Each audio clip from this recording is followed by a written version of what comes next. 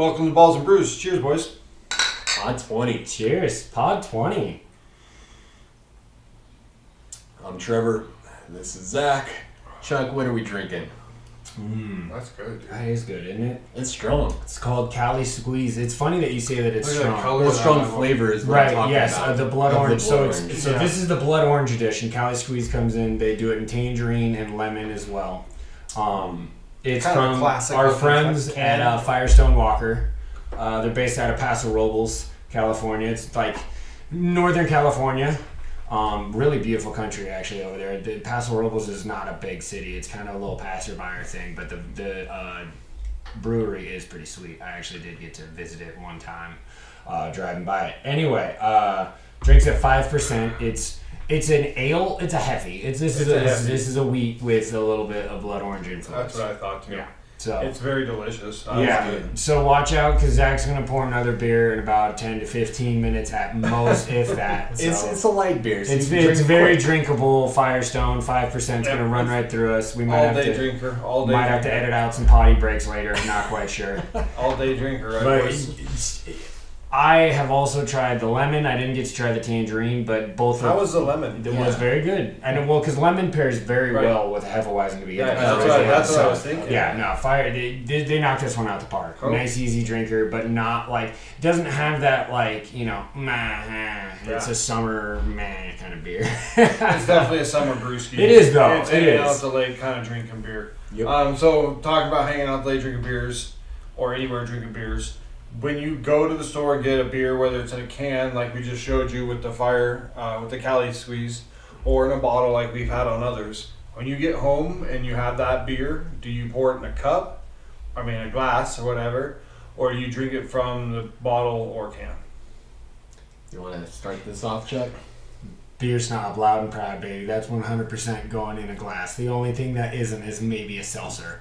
If it's a beer of any nature, I have the right style for whatever kind of beer I'm drinking. Like, I don't have a beer podcast to drink it out of a fucking bottle, you heathen. I don't know what he endorses over there, but... I mean, especially if you're at home, I do Yeah. enjoy it out of a glass. Did you ask for a glass at somebody else's house? I try to, if like you, I do. You know I do. No, I'm you sorry. know I want a glass. He puts a glass on the counter, people. He already knows. But That's at somebody else's house. Are you asking for a glass? if I am comfortable with them 100%, or if it's like, yeah, I will. Yes.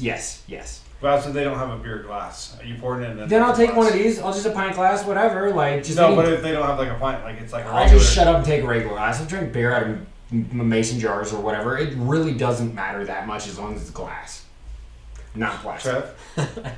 I mean, again, yeah, I try and get a glass. I mean, if I have at somebody else's house and they hand me it, I'm probably not going to bother them for a glass unless I know we're going to be hanging out for, a while there. I don't know. I don't do it. I wouldn't say it that often. It's just easy. If you're going to hand me a can or a bottle, I'm fine with it. But I have a glass at home. So I've got more into using my own glass because of Charles. Otherwise, I drink that shit straight out of the can or the bottle. Oh yeah, Okay. You never gave a damn for a long time. I had to, put some etiquette in front of you there. But yeah, glass.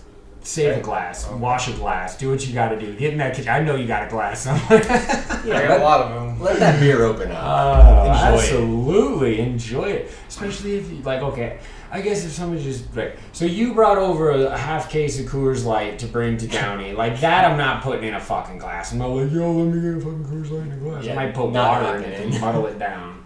It's too strong.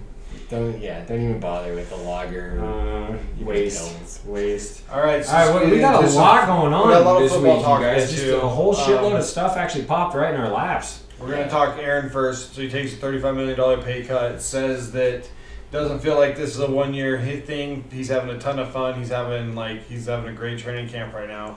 He's kind of saying the things that you want him to say, right? Dude, That's $35 million kinda- is a ton of fucking cash, dude. And guess who visited today?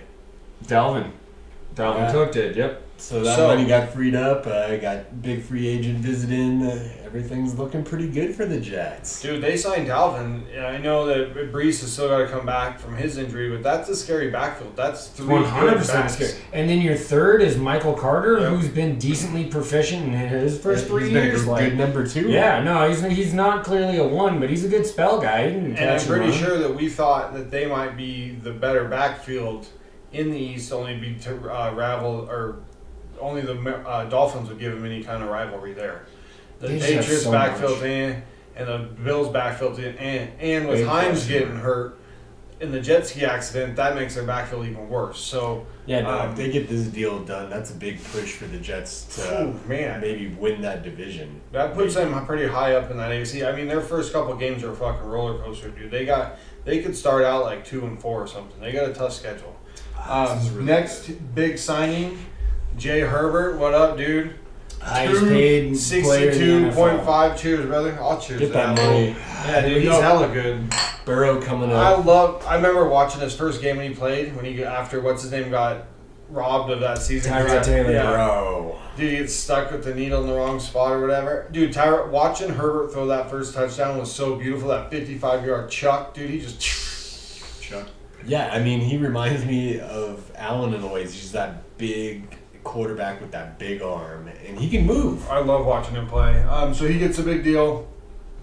Saquon, not so much of the big deal. Signs of 1 year for 11, but really he's only getting 900,000 up. It's only a raise of 900,000. It wasn't that much more than the salary or than the franchise tag. So it was like that was kind of different. I thought he would push for more, and then you hear that Jacobs said no to the 12. Also with Saquon, I'm surprised he didn't push to have it so he couldn't get tagged again for next season. Because that's what they're going to probably turn around and do. Right. So that was a bit questionable. I mean, Daniel Hunter just got signed, and he put that in his contract, so he can't get franchised next season.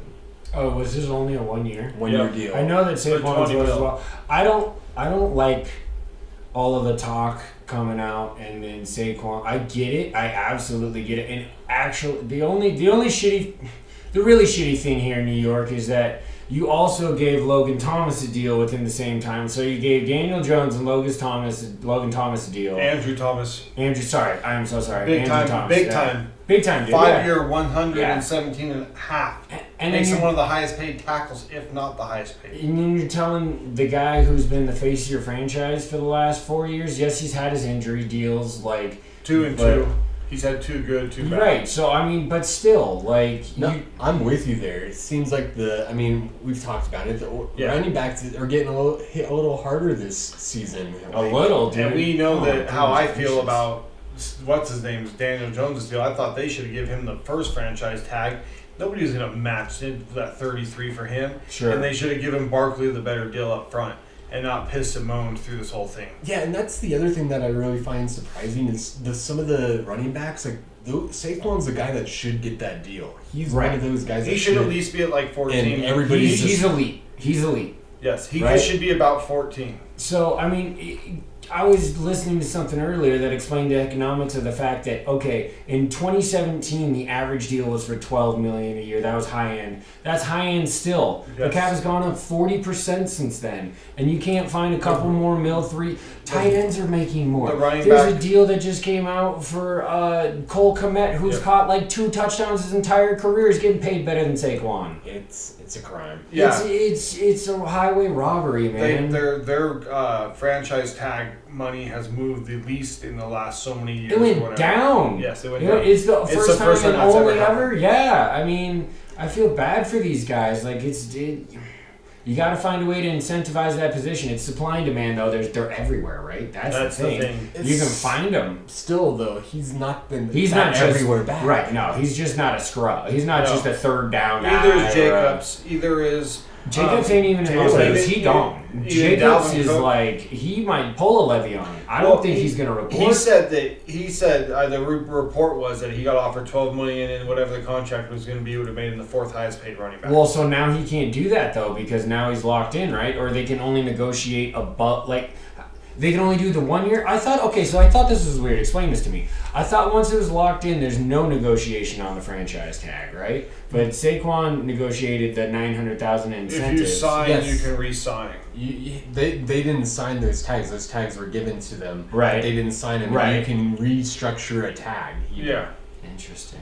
So he only restructured it For pennies. You've got a couple extra incentives. I mean, to make it a little more is money, nice. It is nice, minimal. I guess. But Well, like, Austin Eckler's only making 9, and he only signed. And he came back for 1.7 in just incentives. He didn't even get that Right. 1.75 in incentives. the That's one like- thing that Barkley did get was $2 million up front in a signing bonus. He did Correct. convert to, so that's a fucking win. You know, anytime you can get the slice of the bread immediately, I support that, bro. Well, another dude that re-signed, Trayvon Diggs, big time. After 2 years, the- 34 a night. You know, Boys not giving the contract to their all fucking pro guard. that's where we're going next. I mean, I think when we broke down positions the other day of what we wanted, was offensive line above cornerback, or do we have cornerback above offensive line? Well, I think we did it as an offensive line complete, so we had it above corner. But I think the tackle was above I think corner. so, yeah, I because don't know your about argument guard. was quarterback, protect the quarterback. Center, so, Correct. probably. Yeah, but I mean, dude, he's 8-time All-Pro. He's already a Hall of Famer. Once you hit that many All-Pros, Hall of Fame is on the The next guy's a fucking monster. thing. He's still one of the best. They He's- had some yeah. stat about his PFF. He's still like one of the Yeah, best top yards two. or whatever. Mid Yes. 90s, low top, 90s, top almost 2. all Maybe the time. you can argue top 3. All You the can time. maybe sneak somebody else in, but I don't know who it would be. But I mean. So Other you than that, give you he's- give a guy who's a boomer bust cornerback, like, don't get me wrong, when Trayvon Diggs does sniff out the route or when he guesses right, he's electric. Well, but dude, he gets fucking flames. Well, hopefully too. they got Gilmore too, so maybe Gilmore can Oh, talk to Stephen him. Gilmore, yeah. Yep, so maybe Gilmore can talk to him and Stephon kind of get him Gilmore. more like, kind of tell him, hey, you don't always got to be going for the big time play. So that might be something that helps too. I mean, he's got a ton of picks. He can do it. Oh, all. he can get his hands Yeah. on the ball. It's not to say that he gets it right some of the time, but when he doesn't get it right, he whiffs big. It's not like he gets exposed for Yeah. 5-10 yards. He gets flamed for a Touchdown. tutty. Yeah, Touchdown. post double move tutties, dude. Like things that piss your secondary coach off. Yeah. So those are a bunch of the signings we got. But we got One more signing. One more. What one did I miss? Jimmy Graham. Oh, Coming yeah. back. It doesn't Yes. matter. It doesn't matter. It doesn't matter at all. Is he going to be anything? I don't know. He's He hasn't been taking a anything year for off, years. like like He 18 hasn't been months. anything for years. Yeah, So. and He even when really was, hasn't. But even he's when he was still in a the big league. target in the end zone, so that could help Carr out. Well, they We'll got see. the other kid from the Raiders, the linebacker or the tight end. Moreau, Foster Moreau. And he's Good boy. actually Yeah, cancer free yeah. as well too now. So, but that will be Carr's probably more targets, more comfortable with him. Let's jump into some NFL injuries. We got An Jalen. unfortunate Ramsey. amount of them Dude, already, a lot, right? Like a it's lot. it's Big the guys, thing. You too. hold your breath, man. Every time you see a report pop up, you're just like, dude, Big time injury. big time. Jalen Ramsey's out till December. Yeah, that's the big one. They brought in Eli Apple to take his spot. Yeah, I saw that signing. I didn't. Oh man, that's got That's to just not sit well with him. I know that the two of those they do not like each other. Those two humans are not fond of one another. Then you got Joe Burrow getting his calf strain. He said he's out several weeks. It's always a bummer to see one of the big dogs go Big down. soft tissue injury. Yeah, Yeah. like. Should be healthy for the season, but we'll see how practice goes if he gets in there for We're week 41 days away. Several weeks could be like 8, right? Like I don't want to put it out there for Joey B. You know, he's been fantastic since he had his early injuries. He's been fantastic. He's gone to a Super Bowl and an AFC Championship game in back-to-back A years. rough go with the injuries. He's been getting hit like fucking crazy. Protect him. I know that they went out last offseason and they thought they fixed their line. Didn't work. They went out this season and tried to fix their line. We'll see. We'll see who's under center for the Bengals. Correct. Shit. It's not. That's good. one of them, It man. sucks to Trevor see. Simeon. It sucks to see be- one of the big guys go down. One of the top Be guys. okay, It's bro. always Be okay. it's always nice to watch them play. It's like Sure. fun to be a fan. You when want the they're good. best product. You want the funnest players. Garrett Wilson has a low ankle. He's injury right poised to now, have so- a big year too, and losing that time. But now that Aaron Rodgers is buying into working out Dude, with teammates for the all first time in a decade, all of it sucks that they're losing that time together because that guy was supposed to be the number one. Yes, 100%. And then Kenneth Walker, groin, and Zach shoulder. Charbonnet, yeah, it's with the shoulder. So I just read right before we started filming that both of those are not considered serious. They're just training camp where it's like there's no point in potentially aggravating what they don't have to for any reason. Is it any worry that that's what he got hurt with last year? Yes, of course. Lingering, re-injures, 110%. But go ahead. I have a couple more injuries to throw out there. I don't. None of these sounded like as serious as Ramsey. Ramsey is like the big, especially because you just traded for him. Him and Burrow. Yeah. Burrow's injury's big, but he's a hometown boy, and also. All right. Well, Zach, what are we pouring over here? Guinness coffee. Guinness coffee. Yep. Yeah, it was one of the ones we premiered on an earlier pod. It was good. I like it. Yeah, agreed. But for other injuries, Kadarius Toney for Kansas City. I think that's real big because. You think so? I think he's just a mouth runner. He hasn't necessarily done it. This was supposed to be his chance to have time to meld. This is supposed to be his chance to be like the dude, and they said like you heard throughout camp that he was like becoming like a pretty good. Like you heard only good things. Like he was good. How the moves like that. Beautiful. Hold on. That nitro is so gorgeous. Watch this. So pretty. If you've never watched this, non-beer people, this is the gift of nitro. It is beautiful.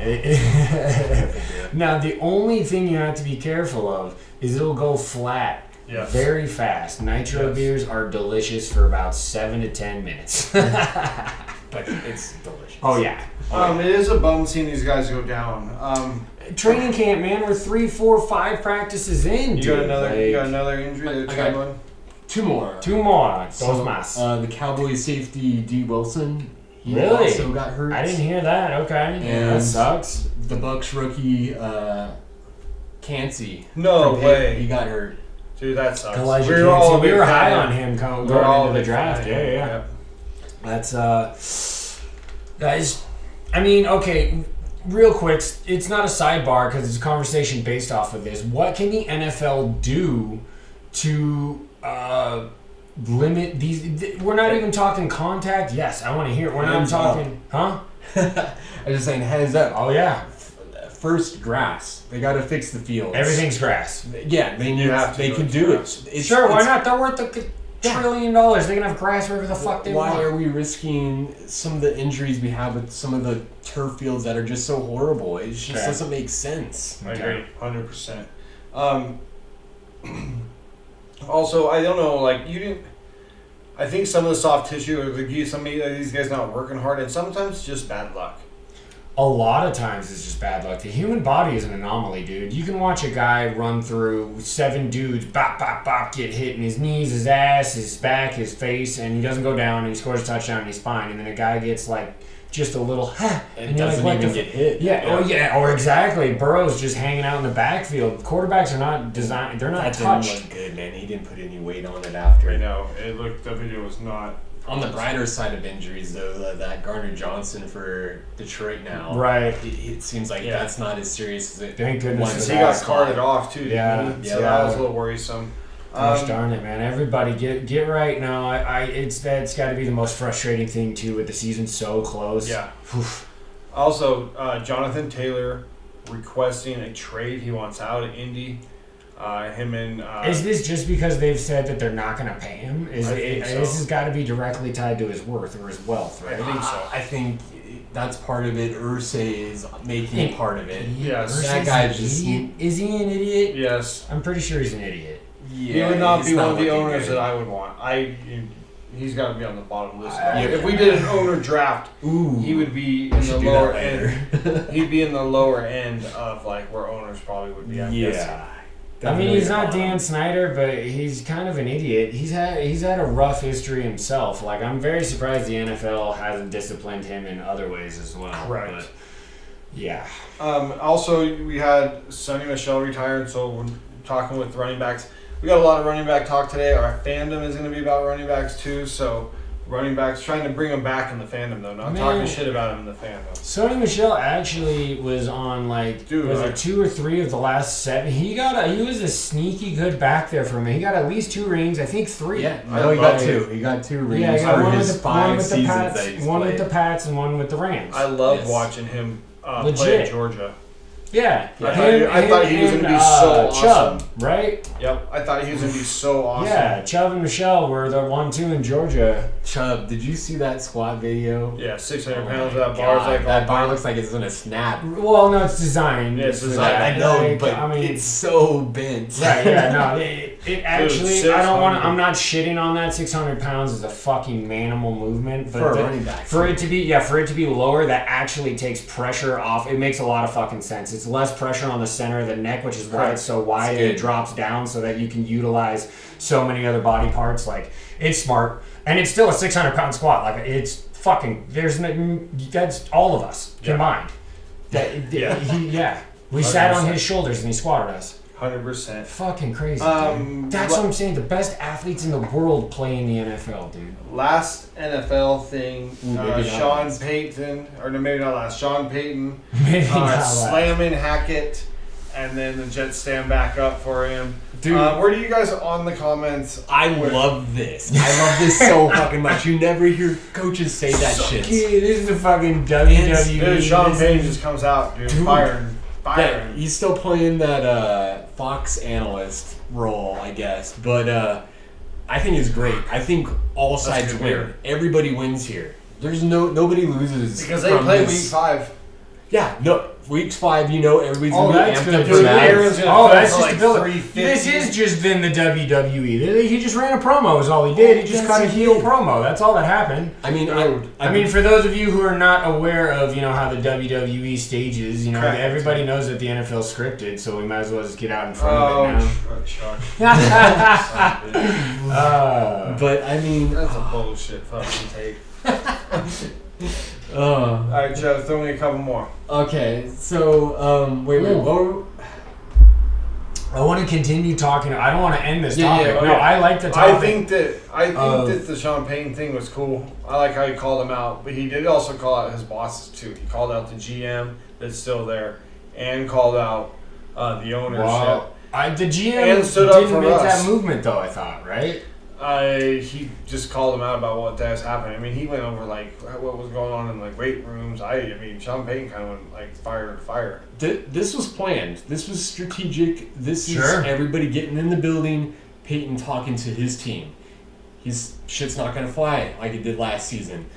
We could throw Hackett under the bus because did he say anything? I mean, he's not there. And not only that, they talked about his play calling. Can you argue that though? No. Really? Can anybody say that Hackett's a good head coach after head coach? No. Coordinator? Yes. Head coach? No. Yeah, and we don't even know if he's how good of a coordinator he is, being that he was still with Matt LaFleur and Aaron Rodgers. But I mean, Aaron Rodgers gets that hey, I'm the leader now of the Jets. I can look good standing up here defending my guy. Get my team to rally behind me. Well, he's on my team again, so now he's my boy. Right? Yeah, for sure. Don't talk about my coach like that. Keep my coach's name out of your mouth. If you ain't got haters, you ain't popping. Saleh trying to come out and acknowledge the fact that it's yo. You don't need to be saying this stuff. It's a fraternity. In the overall, they work for the same company. Do you like for different divisions of the same company? If you were a Broncos fan, do you like that he said that, or is it I want a guy with some fucking gusto, dude. He basically just said, look, exactly what Trevor said. I ain't taking no shit. You're doing Sean Payton's way. I got a ring. I put Drew Brees in the Hall of Fame. I run a system that is offensively fantastic. And you're gonna get on board with this. Say he didn't attack Hackett for the person that he is. No, just he was a shit coach and did a bad job. He called him out. Factual. He got fired in his first season. He didn't make it through the first season. That's a bad head coach. His play calling was awful. That's factual. That's. I mean, he didn't. It was on the grandest of stages. All eyes were on Sean Payton at that presser. So I mean, it was planned. He knew what he was doing. Yeah. He knew it. He knew. Those words were chosen specifically about those specific humans. For sure. Sean Payton's We're gonna have another one of those soon. Sean too, Payton's guys. pretty high on my list of coaches that I want coaching my team. Oh yeah. I like, okay, so see, I would say about him, I've enjoyed the 1 year that we got to see him like out of a locker room, because he also seemed just like a pretty good analyst and on football mind. So fucking it's smart, nice dude. to see him once he gets back between the numbers and the lines. He's like, nah, dude, this is. I'm not, lollipopping. I'm not saying yes, no, maybe so. It's this fucking way. This is how we do things. Like, I think I like that that. I think do. that I I do. don't know if Russ gets back to like top 4, like top 5, but I don't. But I think he that can Russ play can on the get- upper end of the I top think half, Russ, no I doubt. think Russ can definitely get back in maybe that top 10-ish Sure, low end sure. with a Sean Payton kind of Yeah, coach. he had, okay, so his last year in Seattle was marred by injury, and then his first year in Denver was bad. Very bad. But, like, was that the offensive line? Was that the play calling? Was that all of it? Was that Russ? God, man. I think it's all. Yeah, of it. that's This the is other a thing. clear There's case not of his one head being too person big to for his blame. britches. I think it's like a combination. I think of you everything. honestly blame Russ kind of more than he gets blamed for, because I I think think he gets blamed. You think? I think he's getting a lot of blame. Okay, He's good. got a He lot should of be. He should. He went up there trying to swing his dick around, and it didn't work, dude. It didn't work. I'm sorry, Russ. I had your back for years as a Seahawk fan, bro. Go Hawks worked when you were winning. Like that let's ride shit. You went out the door by week 4. People were like, "Get out of here, dude." Anyway, I think he can still play towards the top 10. I really do. I really do. There's with Peyton and that system, Dude. and they have good weapons. They have Sutton, they have Judy, they have I can't pronounce his name. That tight end. Patrick. Yeah, well, yes, they have Patrick as That's well. good. And they And then actually Javonte spent- Williams is coming back. Yeah, At running besides back. William coming back, their receiver room is the highest paid in the NFL. Is it really? Yeah, between those three, Cortland Sutton, Patrick, and Judy. You're trying to tell me Miami because Waddle's on a rookie deal, Right, and yeah. then same with Cincy because the rookie. Yeah. Tyler Boyd doesn't have a decent contract. Wow.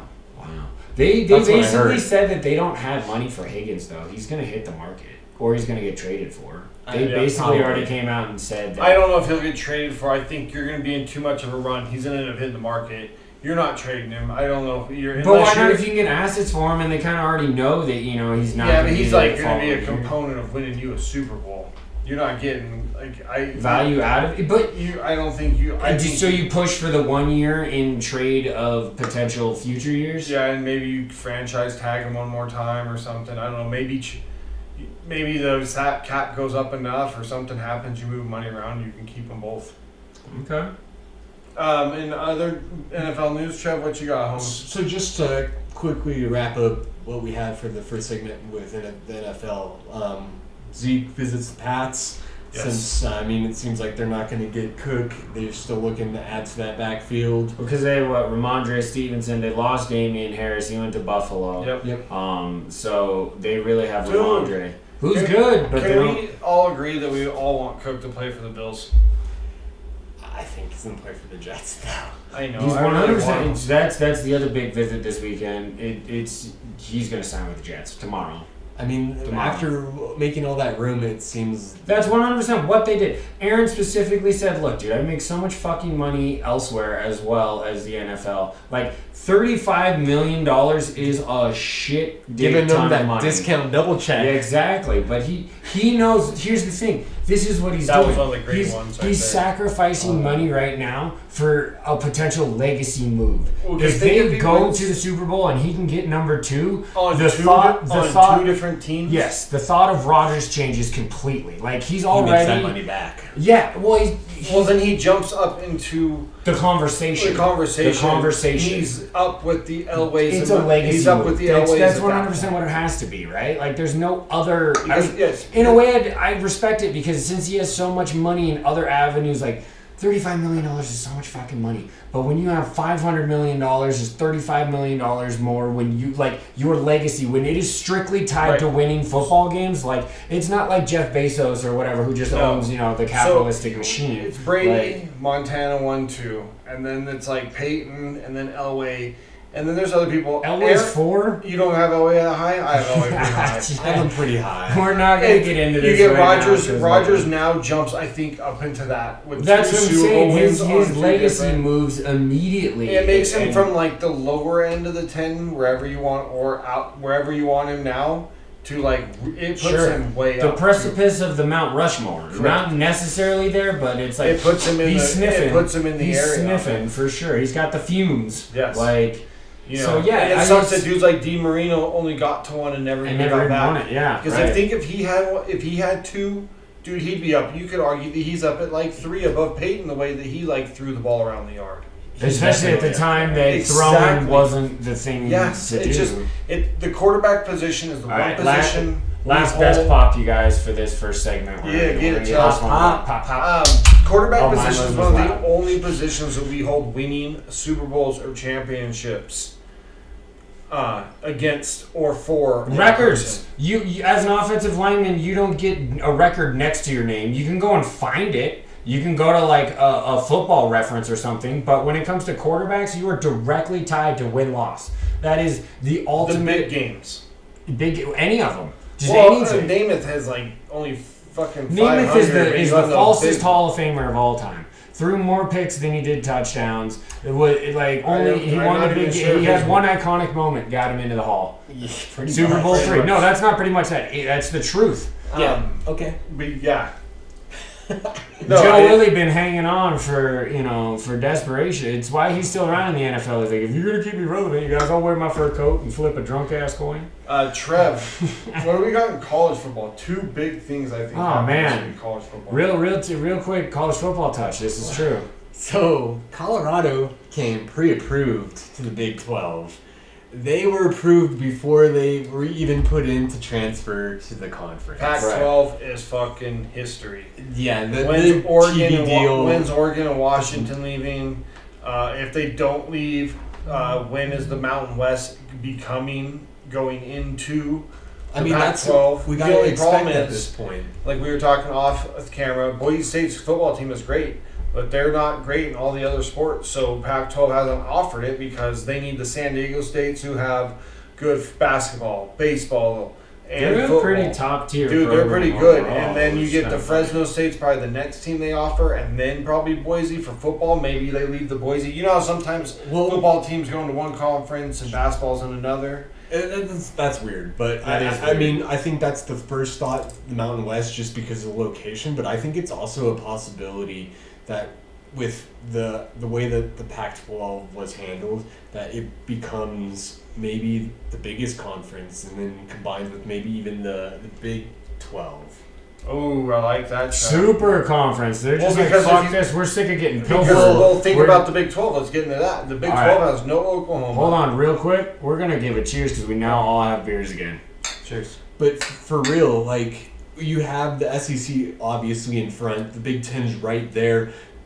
Both of these conferences, if they want to be important, they got to be one. Now the USC goes. Well, when they do, there'll be as good as the Big Ten SEC. is one of the close to. Big Ten is very top heavy of like the Michigan, Ohio State, Penn State. Yeah, here but they the bottom half hasn't been very good. Yeah, but those two are extremely relevant. That's like even the top end of the Pac-12 is nowhere near as relevant as the top end of the Big Ten. That's my thoughts for if you want to be that third team for the conference. Yeah, because then Oklahoma and Texas now are in the SEC. So now who's in the Big Ten or Big 12? Big 12. That's going to matter. Texas Tech. Oklahoma State. They could all go into the Pac-12. Kansas State. I mean, they just brought in UCF in Houston. Yes, Houston came in.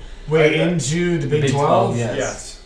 Well, shout out to UCF because they deserve it, man. They've been balling for a minute. So let's see how they do it. Houston's been rolling for quite some good time. Good enough to get them in on the back end of a good deal there. Bad football college news.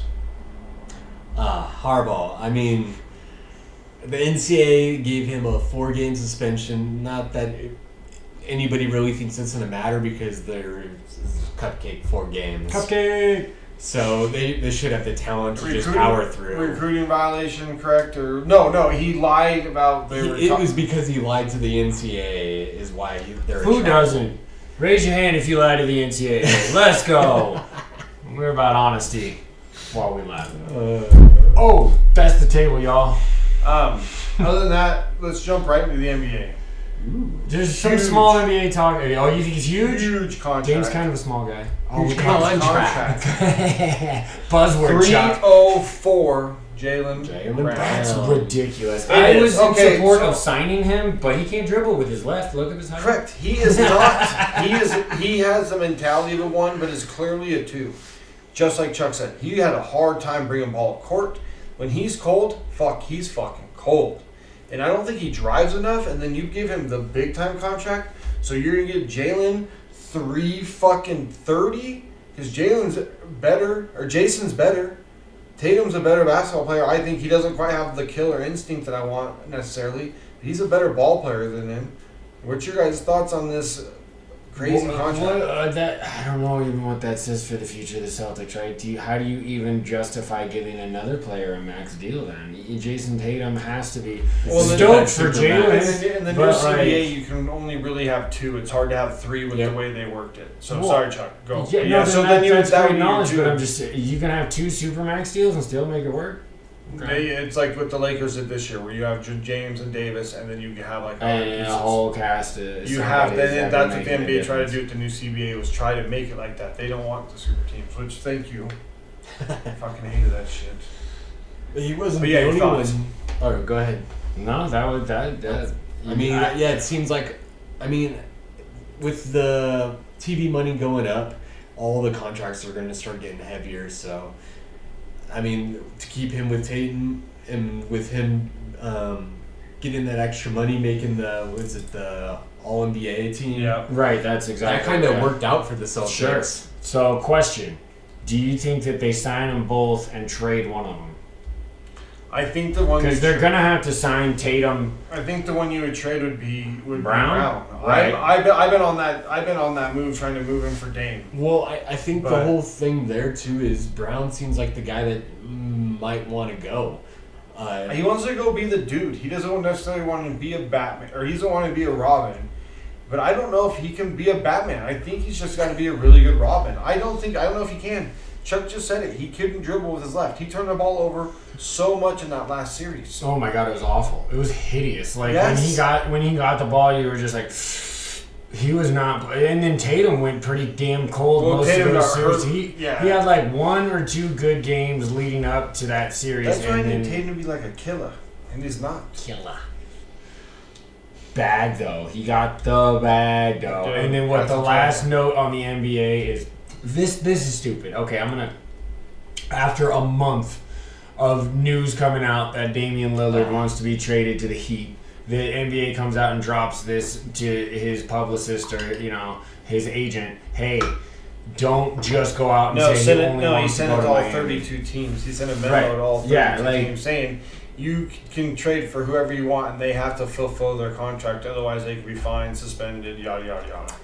Yeah, and it just got into technicalities after that. Like, oh, well, we never said he wouldn't play for that team. We just said he wouldn't be happy playing for that team. So it's like, okay, bro. Dude, come on, dude. And I love you, Dame. Don't go James Harden on me. Don't go like where you show up fucking overweight.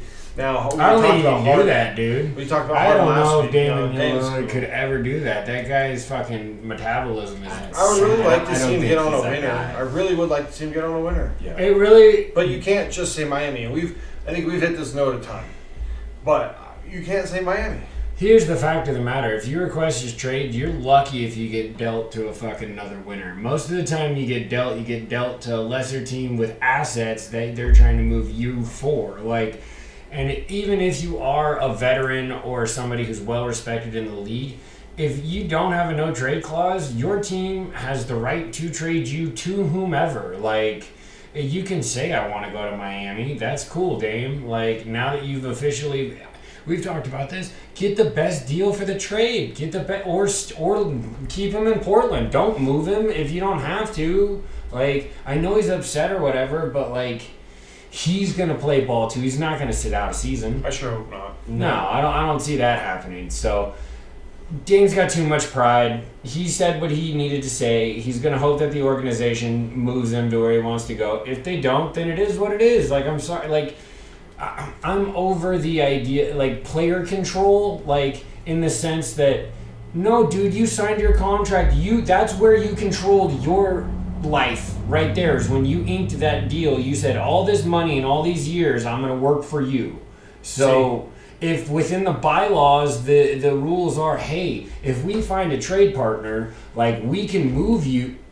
That's part of you signed that contract, dude. Like that's what I'm saying. There's other winners it's a business fucking move. There's other winners that he could go to. Plenty. The 76ers. Even the Celtics. Dude. If you opened up the idea to the fact that once again, if they Nets. want to dump him to the fucking Hornets and sweep up a bunch of their shit, if they make the right offer, then they have the right to do that. Like, but you would hope that you would, as you played for the team for so long, they trade you. They would do right by you. I get that as well. I get that as well, but I'm not saying. Are you willing to deal with the PR of dealing the best homemade superstar you've had since Clyde Drexler? You know. Right. Anything else in the NBA, Trev? I mean, not much. Antetokounmpo did get a deal. That is okay. So is this another max deal, or did you just get like more years on his deal? Because he was already on a max deal, right? I believe so. So he has to just threw some more at it. Giannis is surprisingly old. He's actually been in the league for like 8 or 9 years. Yes. Took him a while to get going. Right. He was like one of those Kawhi. Smaller, scrawny. Well, Kawhi came in and just made a difference almost immediately, especially because that roster was fucking banging around him. But like, Antetokounmpo had to build his physique up, and then like he had to really learn how to shoot. Like, yeah, he sure did. And now he's like one of the faces of the NBA, and he's a great representation of it, dude. Love me some letter, bro. So let's roll into some big time MLB talk, man. Man, the trade deadline. Hot. And baseball trade deadline's always fucking hot, isn't it? It needs to be. It needs to be because nobody wants to play 162 games and not make the fucking playoffs. So the Rangers traded for Scherzer, getting a big time arm there. They also is that just a money dump? Is that a money dump from the Mets? Even though they were saying we're gonna make a move until they start losing some more games. It's a money dump. Most likely It's a money dump. It's you have to. They had the third highest fucking And then you get they also go out and get Jordan Montgomery from the Cardinals, so they get another starting pitcher. So just getting that staff solid. Rangers just looking at getting that staff solid. Well, they know that they gotta overcome the Astros, man. Like, and I'm hype on the Mariners, obviously, but the Rangers are looking to me to be a team this year that like I'm pulling for the Rangers hard. T-Mon was high on him, and the only one really giving him his roses, early. So. Yeah. I like them. I'm hoping that they get going. I don't. Fuck Texas. I would rather have a West Coast team be in the. That's not West. Yeah, that's not West Coast. In the West. I would rather see them take Texas back from the Astros. Correct. That's what I'm talking about. Yes, get to take them. Yes. They're not known cheaters. I mean, we'll give them that. And my boy Marcus Simeon from the A's is on there. All right. Hey. So then you got the Angels. Fuck Texas. Say no to the Ohtani trade, and then go out and get Lucas Giolito, a pretty good starter, and two other players from the Rockies, C.J. Cron and Randall Grichuk. Both players were in the Angels organization to start with, and they're probably both coming in and have a good chance to start. And if Cron's healthy, he does hit for power. 30 home runs. He could put you at 15 right now. And then the other guy, Randall, he's hitting over 300 now playing the outfield and can play all three spots. Hitting, though, really wasn't the Angels' issue. The pitching has been. In this Ohtani, we got to take a moment here. Dude, he did that fucking 9 innings the other day. Okay, yes. Complete game, pitched a complete game, hit 2 bombs. That was the first time for his career for doing that. Fucking stud. That will never be done again. We're watching unless greatness. he does it again. We're watching greatness. No, I mean I'm dead ass serious. Like that is an absolutely insane fact right there, dude. Like that, we have seen hundreds of thousands of baseball games, millions of baseball games over 100+ years. Nobody's even come close to doing that. But I mean. A complete game and 2 dingers in the same game? Unfathomable is almost the word I want to say for that. I love how the Angels said, no, we're not trading, and then go out, like you said, and go get a pitcher. I know they went and got 2 guys that play in the field, too. But going out and trying to just get your team into the wild card right now. And I hope just showing Ohtani, like, hey, we're working. We're trying. We've missed on a couple of things. They missed on Rendon. Other things, like just showing maybe we can sign him in the offseason. I mean, I think they only sign him in the offseason, though, if they get into the playoffs. And I'm not sure that they're still going to get there. I think they need to do more. That AL is very good. I mean, go for it. Push the chips to the center of the table. Go after Verlander. Bring in another pitcher. Verlander is up to waiving his no trade clause. I did see that. I'm sure. So another pitcher that left the White Sox, so Lucas Giolito leaves the White Sox. White Sox are emptying house. Lance Lynn and Joe Kelly are on their way to the Dodgers. Joe Kelly back to the Dodgers. Yeah. Lance Lynn, man, that's a good solid starter in Lance and a nice fucking reliever in Joe. They also got Kiki Hernandez back, who played really well. Are the Diamondbacks still playing well in the NL West? Yes. Yes, because they were a shocker. They were one of the teams that nobody was high on going into the season. They were expected to make some moves and haven't yet, so we'll see. Hey man, if you got good vibes and you're killing it, why? If it ain't broke, don't fix it. Tuesday's the last day, so we have Monday and then Tuesday. Okay, so cool. The last 24 hours of any trade deadline is fucking juicy, dude. You're going to get at least 1 to 2 really good. Also got to back a starting. He'll probably start a bunch of games like short from Ahmed Rosario, and the Dodgers are looking to get Nolan Arenado from the Cardinals, dude. That would be a fucking huge move, getting Arenado. Like I said, like Chuck just said, the last 24 hours could go crazy. We could see Verlander go. There's probably other starting pitchers that are probably going to move. Pitching's always what's moving. That's the biggest movers for sure. We didn't touch on all the trades. There's obviously a bunch of relievers that have gone as well. There's going to be there's going to be the lower end long term deals that, like, Major League Baseball is very dynastic in the sense that, like, they're always looking 2, 3, 4, 7, 24 years down the future. They're always looking. The Astros haven't made a move. You got to think that they be trying to bolster something somewhere. They always do. Also respect somebody who, if they're not, like, don't make stupid moves just because you think you got to make a move. No, right now I think that the moves have been made. Scherzer's got to stay healthy. Let's just put it that way. He hasn't been very healthy with the Mets. When he's healthy, dude, he's a stud. The Lucas Giolito trade for the Angels, that just trying to bolster that pitching staff for Ohtani, love it. Dodgers obviously don't want to ever root for them, but you get Lance Lynn. We can drink to that. Lance Lynn, the starter and shit. Cheers to a 2-beer first segment, you guys. Yeah. But yeah. Keep your eye out. Also, the Marlins have been looking into Tim Anderson from the White Sox. Tim Anderson's hits for power. You better take a damn drink of that beer, man. You don't cheers me and not take a drink. That's bad luck, y'all. Look, by the way, we have etiquette in this household. Yes, I do agree that you don't want to keep the fans waiting. But if you cheers somebody, the very next thing you do is take a drink of that beverage. That is what that cheers is for. It is signifying the next thing you're going to do is drink with me. Sirs and misses. Thank you. Etiquette. So we'll see what happens there, too. Other teams probably be looking to unload some talent, too. A's always probably get rid of somebody here and there. Royals and Tigers also have some players that might be on the way. So we'll see what happens. It should be interesting. If Arenado could get juicy. Could get juicy very quickly. Verlander, those are 2 big ones. Goldschmidt, maybe. Really? Maybe. You think the Cardinals are dumping? They already dumped Jordan Hicks to the Blue Jays. Okay. Jordan Hicks is a pretty good reliever to the Blue Jays. So everybody's starting to make some of the moves. Rays haven't made a move yet. And I think the Braves made it just a backup player, move, but they haven't made anything big. I would think that they would be looking for another starter maybe as well. Cool. My boy Olsen fucking dropping bombs today, dude. On his pace for. So stat-wise, Olsen's on the run for 55. Ohtani on the run for 61 at this point in time. Ridiculous, dude. Gotta be badass, dude. Get off of me, bro. Even to see both those dudes get into the 50s is fucking. Let's 60, see it, dude. 60 flexing on him. as a starting pitcher. Matteo, you're my bro. Get You're my bro, Matteo. That's my guy. That Ohtani is. Come on. Trev, what do you got? What do you got in other sporting news? So other sporting news. Okay, we haven't touched on it yet, but the Women's Cup. Going on The World Cup, yeah, man. We're trying to get our 3rd title in a row, man.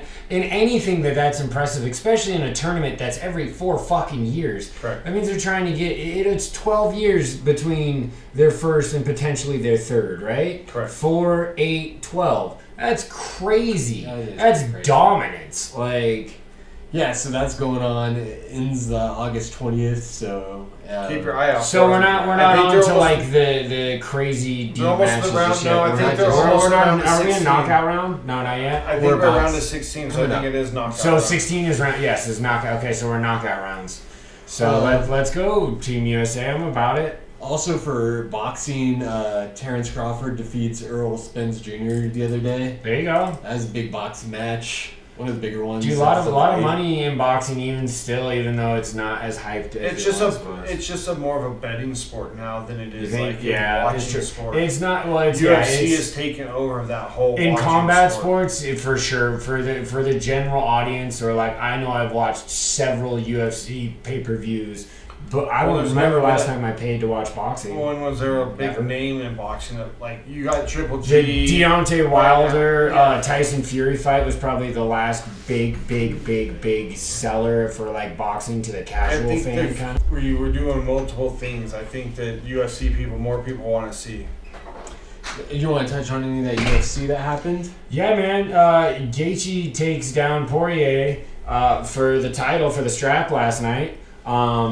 That was their second matchup. It was a TKO knockout. So, the UFC, man, they do a good job of promoting several different weight classes, bunch of different fighters. Like, to be fair, we can't touch on much of it because we don't necessarily have a fight back. I know, Zach, you did wrestling, obviously, when you were in high school and stuff like that. So you understand a lot of what's going on in, the combat sport as far as, like, what moves or whatever. But, like, as far as, like, we just want to give a shout out to the idea that, they're doing some big things out there in the UFC and getting big fights. If normies are reporting on UFC, then it's got to be worth a damn. Dude, and they do a good job of like getting the talent and keeping the talent and promoting their talent. They have monopolized the market in a way. Bellator still makes a good, pretty penny as the two promotion. Bader fights for Bellator.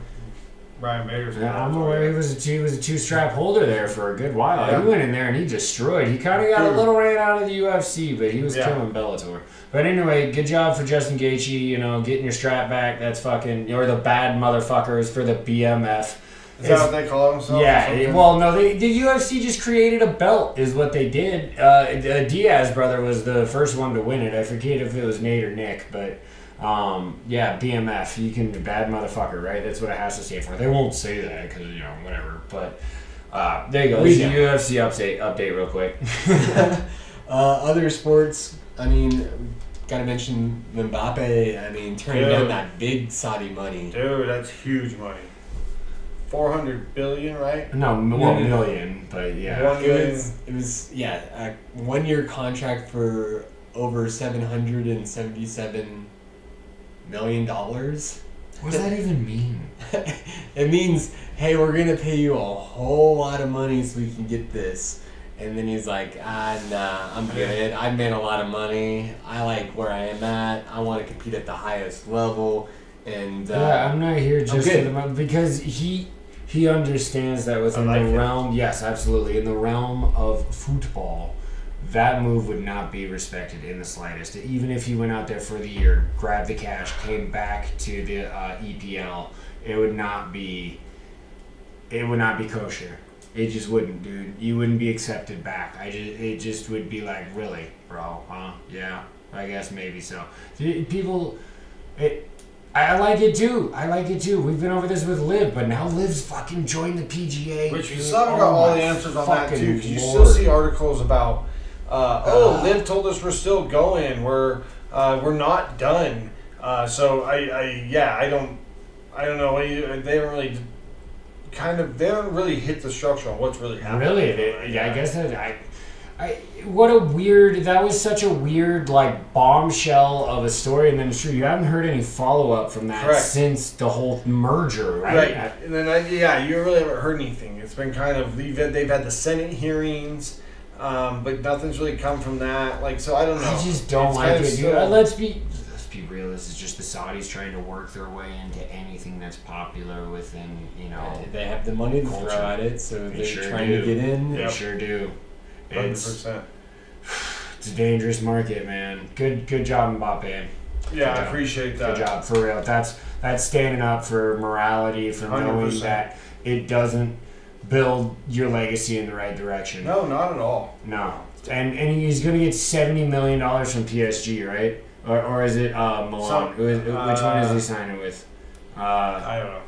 It's one of the fucking big ones, dude. I'm sorry that I'm not relevant enough on football. That's bad because we should know those teams. Those are fucking some of those soccer teams, football teams are worth more than our football teams. Like the Dallas Cowboys are the only one that holds serve with like some of those fucking soccer teams out there in London or in England, dude. That EPL is ridiculous as far as cash. Anyway. The Lakers are not worth. I mean, they're worth a decent amount, but they're not. I don't even think they're in the top 10. It's because of the stadium too. Crypto? Is it still crypto? No, it's the Cowboys are up that far because of the stadium too. Oh, Jerry's World. Because he owns it. It's not like Beast or whatever. All right, so that's our first segment. Second segment, we're jumping into ESPN had the top 10 positions come out. We're going to go through them, remind everybody who's in there, and see if there's anybody that they missed that we think's in there, or if they have some people in spots we think egregiously high or egregiously low, one or other. Or low, right? We're going to go through it, talk about them, get you guys more ready for the NFL season. So we'll be back 40 days, less than 40 days, you guys. Everybody get healthy. Hall of Fame game Thursday. Sorry. That's the unofficial kickoff, right? Come on, let's go. We're drinking to that. I got nothing. All right. You got a little bit of something, some foam shit. Me and Trevor are going to drink. All right. We'll see you in the next segment, guys. Welcome back. Welcome back. Cheers, boys. Yep. What we sipping on, Chuck? See what color that sound good? Mind Haze. A double IPA. We're back to back on the Firestone Walkers, actually, which is kind of funny. We did not communicate that was going to happen tonight, but that's just kind of how it went down. I brought over the Cali Squeeze. Downey had the Mind Haze. So here we go. And I mean, also, you guys drank that Guinness, and I had that leftover Able Baker. But everybody's kind of sampled the Guinness, right? Like we kind of, that's a definitely. I like going to one. It's nice and easy. This, y'all, double IPA though. Drinks at 8.3. Yeah, what do you guys feel? I like it. I was we're a little bit nervous because of the high PV. Yeah. Well, that's just the double, but it is the You don't like over-hopped beers. No, and it's not too overly hoppy. I don't think for being a double. It's pretty hoppy beer. It is it's hoppy enough, but it also still, as you can see, is definitely hazy. It's unfiltered hazy. For sure. Like it's just got a good amount of hops in it. Yeah, it's a cool looking can too. That blue with the white in the middle. It's definitely purple. My boy's colorblind, and that's alright. Oh, it's definitely purple. Sorry, I am very colorblind. It's alright, man. We calling out wrong colors, shit happens. Alright, so let's jump right into this ESPN's top 10 of these positions. We're gonna start with edge rushers first. Start with a bang. That's we're gonna start at the top and debate down because that's much easier than trying to start at the bottom and debate. Yeah, the argument's at the bottom. Correct. And we're gonna run 1, 2, 3, talk about it. 4, 5, 6, talk about it. Right. Logical way to go about it. Talk about it, and then we'll throw some names at the end. Maybe some guys that we think miss, or some guys that maybe can make it in there with another year. Sure. Okay, so starting off, number 1, I think is not very hard, but Chaz already flexed on Nick Bosa from the Niners. Number 2, Myles Garrett from the Browns, and number 3, Micah Parsons of the Boys. The Boys. My one argument of this is that I think that Micah should be 2, and Garrett should be 3 at this point. I think with the last 2 seasons at least, I can see that argument. I think Micah's fucking just. I think he does so much. I don't know. I think Myles sometimes gets overhyped. You, Chuck? I don't think he's overhyped. I think that, honestly, dude, I think that's 1A, 1B, 1C. All of those guys are fucking phenomenal. They all ball so hard. I think Micah Parsons brings even a little bit more in the fact that he can play coverage. Correct. He can play true off-ball linebacker status. That means a lot in certain schemes. Slightly higher than Garrett's. Right, but I will say that, pure edge rusher, they're the Bosa brothers. I think Joey's going to appear later on this list somewhere. Defensive player of the year. He's an animal, dude. He crushes it, and he's not even that big of a dude. He's just fast and aggressive. Technique too, man. Hella good technique. I hate to give him so much praise, but all three of those dudes are studs for sure. You could rank them 1, 2, or 3. So I think that the next guy could be in that same class. Oh shit, TJ Watt. Yeah. Oh yeah, on the Steelers. Yep. I think so. Hassan Reddick is 5. Really? Yes, I don't agree. Okay, I was good. That one's that's the first debatable one because he's only and really Max had one Crosby good year. is 6. I think Max should easily be 5. I think Max is he's one of the best run defending DNs. And now, if you can get Chandler to either have some sort of a year and Tyree Wilson to be what he's supposed to be, Max Crosby He's starting on the pup though. Isn't yeah, he's starting on the pup. Is MVP caliber of the way that he plays. He is a stud. I think he should be in 5. I mean, I love the nickname. Like when I listen to the games on the radio, the Mad Max. Oh, yeah, it's great. Oh my god, and that's exactly what he is. Dude, he's awesome. So I will say that if you were to swap them on teams and you gave Max Crosby the benefit of playing with that Philadelphia defense, he even has better stats than Hassan Reddick would. I think that based off of individualisms. Well, I was just gonna say it's 2 different positions. Correct. That really. too. Hassan does play off ball. That interior he plays pass off ball, rush is so important. Just ask Aaron Donald. Yeah, I mean, but we're talking edge rushers though, right? Right, So, but just somebody with you, like. All right, so 7, 8, 9, and 10. 7, 8, 9, and 10. After Max, you got Brian Burns. That's a good call. Out of Carolina. I get Matthew Judon at number 8. Baltimore. That's a good one. Nope, Matthew Judon. Patriots. Patriots now. That's right. That's right. Number 9, Von Miller's still on the list for the Bills. I mean, that's tough after last season, but I agree. He was that guy. Yes, and number 10 is the other Joey Bosa. So I love. I really do. Really hard to disagree with. Correct. Is there any honorable mentions? Yes, honorable mentions. Jalen Phillips out of Miami Dolphins. He's okay. Aiden Hutchinson's already on the list. But Aiden has another good year this year. I get the Aiden over Jaden Phillips. Yeah. Trey Hendricks of the Bengals. I like that. Really like him. That's the honorable mentions. He is definitely a dude that is a run stopper and a pass rusher. I really like Trey. Khalil Mack, I don't think he's been what he was for a little bit now. Yeah, it's sure. No, that's a legacy. And pick. then Cam Jordan for the Saints. Another legacy pick. Look, I'm gonna say this now, and I said this in my wild NFL predictions on a couple of pods ago. You want to know a guy who could play his way into that list is Uchenna Nwosu. You guys just gave him an. That's right. He is. Now, okay, giving the bag to a guy can work or not work. It's gone both ways. I think this kid's hungry, and he loves starting, and he loves being in the role that he is. He's supposed to be the dude this year. We just said, look, you are our guy.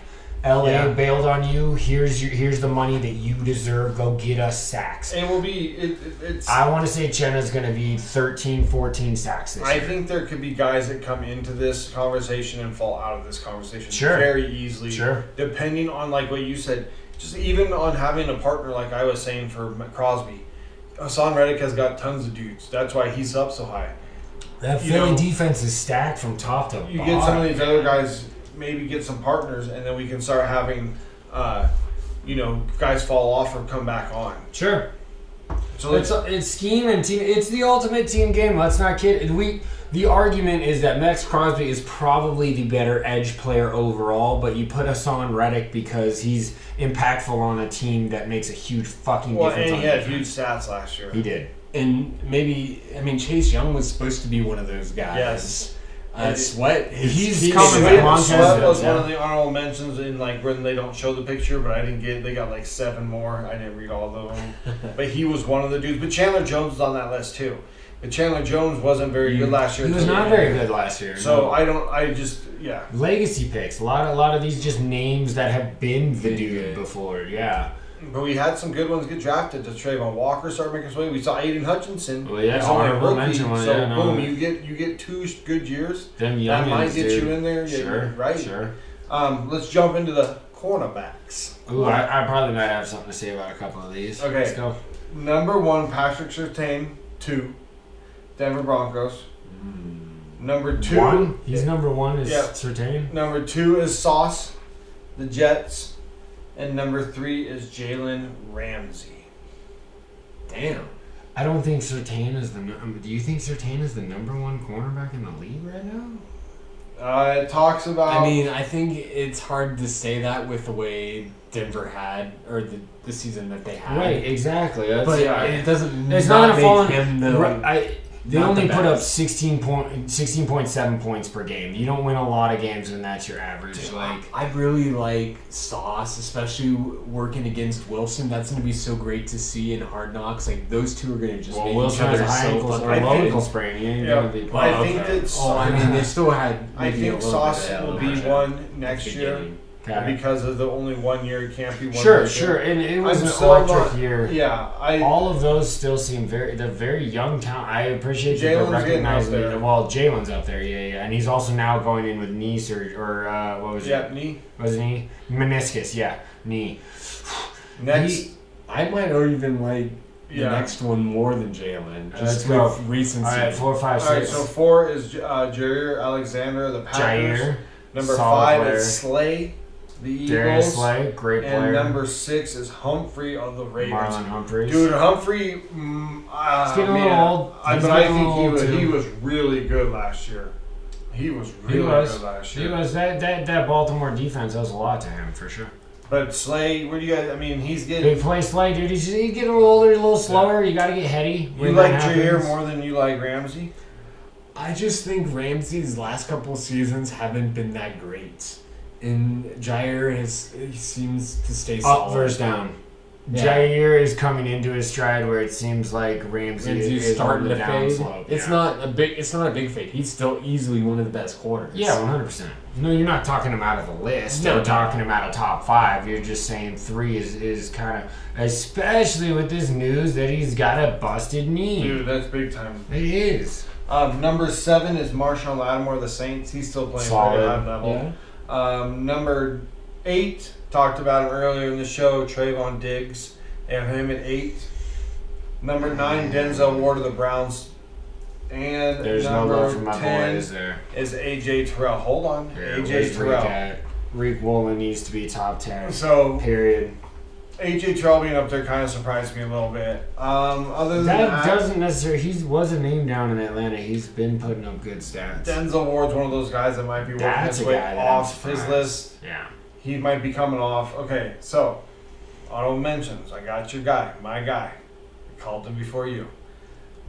Doesn't matter. Tariq Woolen, J.C. Horn, also young dude playing with the Not on Panthers. there, right? Xavier Howard, Xavier the Howard. other corner at Miami. Right.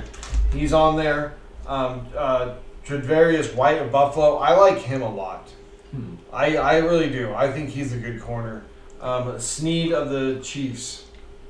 Travarius Ward? Huh? Gilmore's No love from the Niner fan. Gilmore's one of the names I would kind of say written he's down. J.C. Jackson. See, J.C. Jackson got that big money and I didn't do poo-pooed nothing. the bed, bro. Yeah, he didn't do nothing. So Not yet. he Not yet. couldn't do He's got anything time. there. Tre'Davious Ward is one of the names on the bottom as well. Also is Trent McDuffie out of UW. Only rook. So that's like where you start moving in. Like Rick Duffy gets another good year. Does then he climb?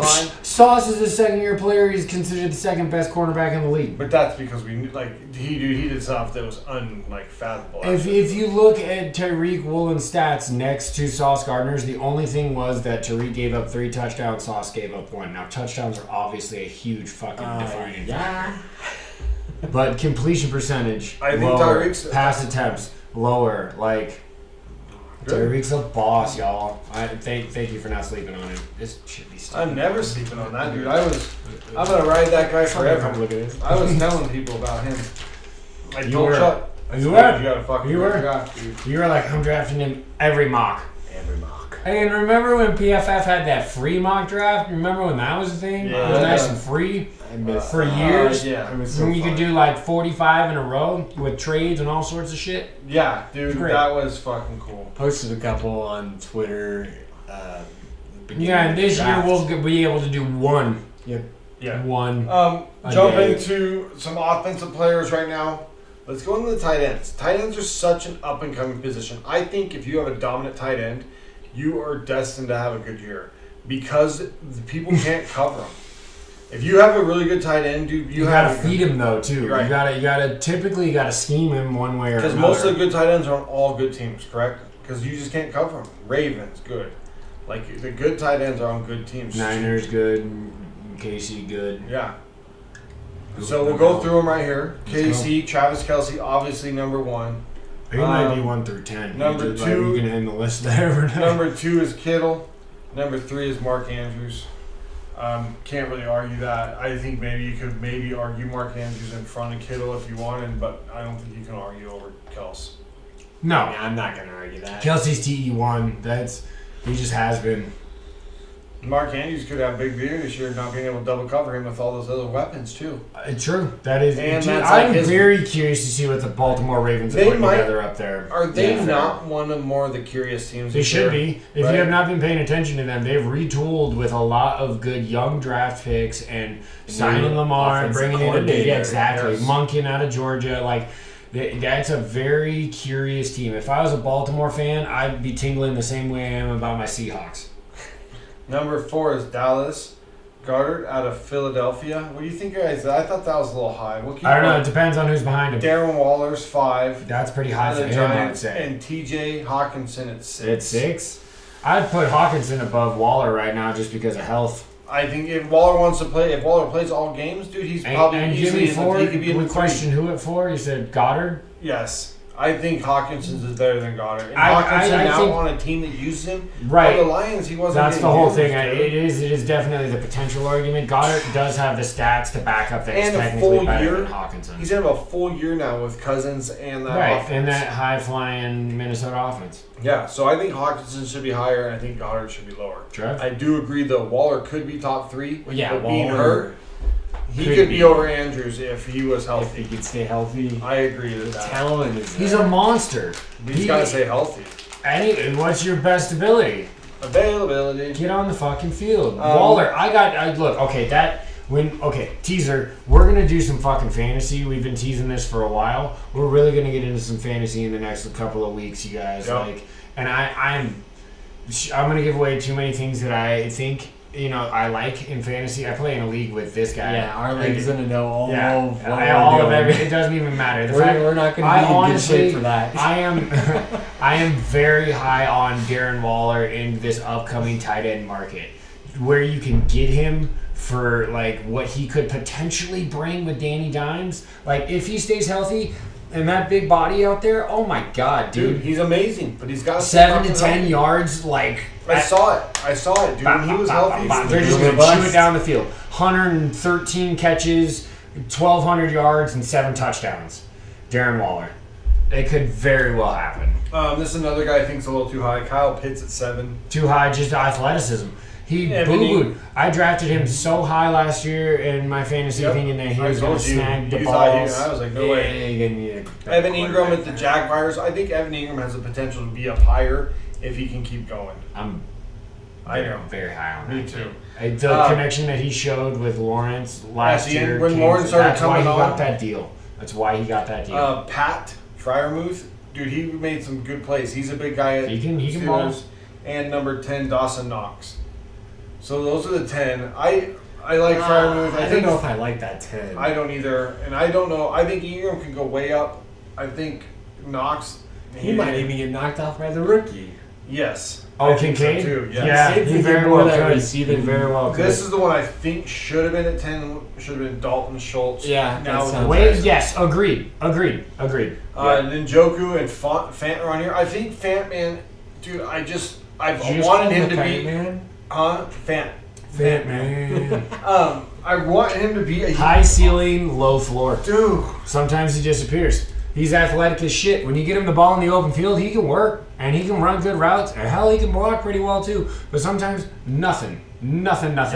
For games, weeks on end. Do you want to see him for 2, 3, 4, 5 weeks in a row? So David Njoku is another name. Exactly. Prototype. Yes. we have a bunch of really good tight ends, but like they're not insanely great. No, dang, fuck you. I love me some Will Disley and Colby Parkinson. He's coming on. Let's go Hawks. I'm gonna let this Niner fan shit on me right now. Another name, David Njoku's on there. He's big time, but he falls apart. I think he disappears. He disappears. Higbee, Big time. Higbee. I think Higbee could be a big time player for them. If they're going to be good, he has to be. He has to be because he's their number Because 2 they got option. shit in LA. Oh my god. The last He's two gonna on be the bad. honorable mentions, Hunter Henry, which we all like, but he doesn't seem like he does. Past his prime at this point. I don't think And they utilize him well at all. In I New was England, which is super crazy. high on him when he got drafted, Cole Kmet. I need to see something. He just got that deal, and he's had bursts, and then he's also someone that's had issues with injury. Right, and So- he could grow in with I Fields. think- This could, dude. I think some of Chicago's those a rookies, dark horse, dude. But I think some of these rookie tight ends that got drafted this year, are you going to see honorable mention or lows? There's a shitload of rookie TEs. I this think year. a lot of tight ends The this year are gonna fucking be Packers drafted 2 in 2 subsequent rounds. good. They needed it. What up, TE? They needed it. All right, next so position. let's jump into the next position. Is the position right now that is people are down on, and it's it's not. It's gotta be the RBs. It's the market value. gotta be the RBs. Running backs. So I don't know if we can argue number CMC. one. It has Nope. to be CMC. Number no? one is Nick Chubb. Number 2 is CMC, and number 3 is Josh Jacobs. Okay, so I gotta argue this. Obviously, I love Chubb. I think he's the most physical running back in He's the probably game. the right most now. reliable. That's That's- gotta be that's based where I off think- of. And that's why I only put him a little bit higher, is because I know Chubb is going to be there for more games. CMC did not get hurt last year with or missed games with the Niners, right? He didn't miss any. No, he didn't. And one. One. You Okay. missed one, and you lost it. Every game you started Yes, up until your final that's loss. what I was actually going to bring Yeah. up. Is since acquiring him, he's added to the win total. He's a difference maker at that position. If he can stay on the field, he is, I think, the best at the position. I think he's the best at the position if he stays on the field. I agree. had the number 1 overall pick in one of my leagues last year, and I drafted him over Jonathan Taylor because I thought if he stayed healthy, even on the Well, that Panthers, was a good move because Taylor didn't. He do was so on great. the Panthers at the start of last year too. I was high on the idea that he was fully healthy after 2 years. The kid can play. If I got the Overfield number 1 nasty. pick, he's my guy.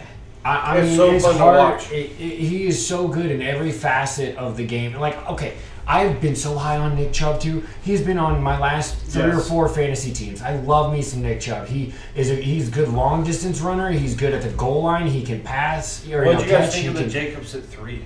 I love it. I think he Jacobs should all be the up way there. at 3. I think he should be. I mean, up I there. know he had an explosive year last year, but who knows if he doesn't even look like he's going to play this year. I mean, for the amount of use, his usage rate is insane for the Because he Raiders. catches It has balls, been, he yeah, runs no. balls. No, he grinded out 1,000 yards by having 3.4 yards per carry or some shit like that. I think it was a little bit higher. I do agree with. 3.7. It wasn't 4 yards. I that do was the agree whole thing. with top 3 overall, though. Do you have anyone else? you would Eckler. put in there? Eckler. I'm putting You put- Eckler over Jacobs. He you put better be number Eckler 4. over Yes, Jacobs? 100%. Eckler. I Austin think Eckler. Eckler's availability. Is he not number 4? No. No. Saquon's number 4. Then I'm He had a putting great Saquon last and season. Eckler over Derrick Jacobs. Henry's number 5. God, I forgot even about that. I'm Jonathan sorry, I gotta Taylor's shut number up. 6. Jonathan Taylor. I'm putting almost every one of those guys. I'm putting Jacobs in front of Taylor, but I'm putting Henry in front of Jacobs. I'm Are we putting. worried Henry's on the back end? I think at this point, you're I think not he's been worried hurt. about that. I think he's been hurt a couple of times. Just the play style with the age. I think he's gonna crush everybody. Do you? I Yeah. think he's been hurt I the think- last I couple think he's years. hungry. I He's been a think- little banged up. He's been a little nicked I up. think to keep him not banged up, he's got to be. You got to have your number Shoot. 2 guy in there more. Yes. Okay. It's got to be a Less bigger than the mix. usage rate. It's You But gotta is lower Derrick that. Henry? But Derrick, some of the great things about Derrick Henry is usage rate because. You Oh, in the fourth quarter, fucking you don't want to pound. tackle that fucking man. Oh my god, dude. It's like Adrian Peterson because nobody wanted to tackle. Yeah, so him. run your little guy for the first little bit, and then bring in a dozer in the second half. I don't agree with Jonathan Taylor being that high. I think Jonathan I'm worried Taylor- about him. I'm worried about him. Just to speak on him though, okay, Where last is season Austin was Eckler not on great. this list? Austin Eckler. Hold on, we'll get. We're not even. He's not even next. He's not even 7. Jesus. Alec But Taylor, Yeah, man, go for it, I John. just that season he had before last year showed a whole lot. Like he can be that kind of Adrian Peterson guy if he's able to stay healthy.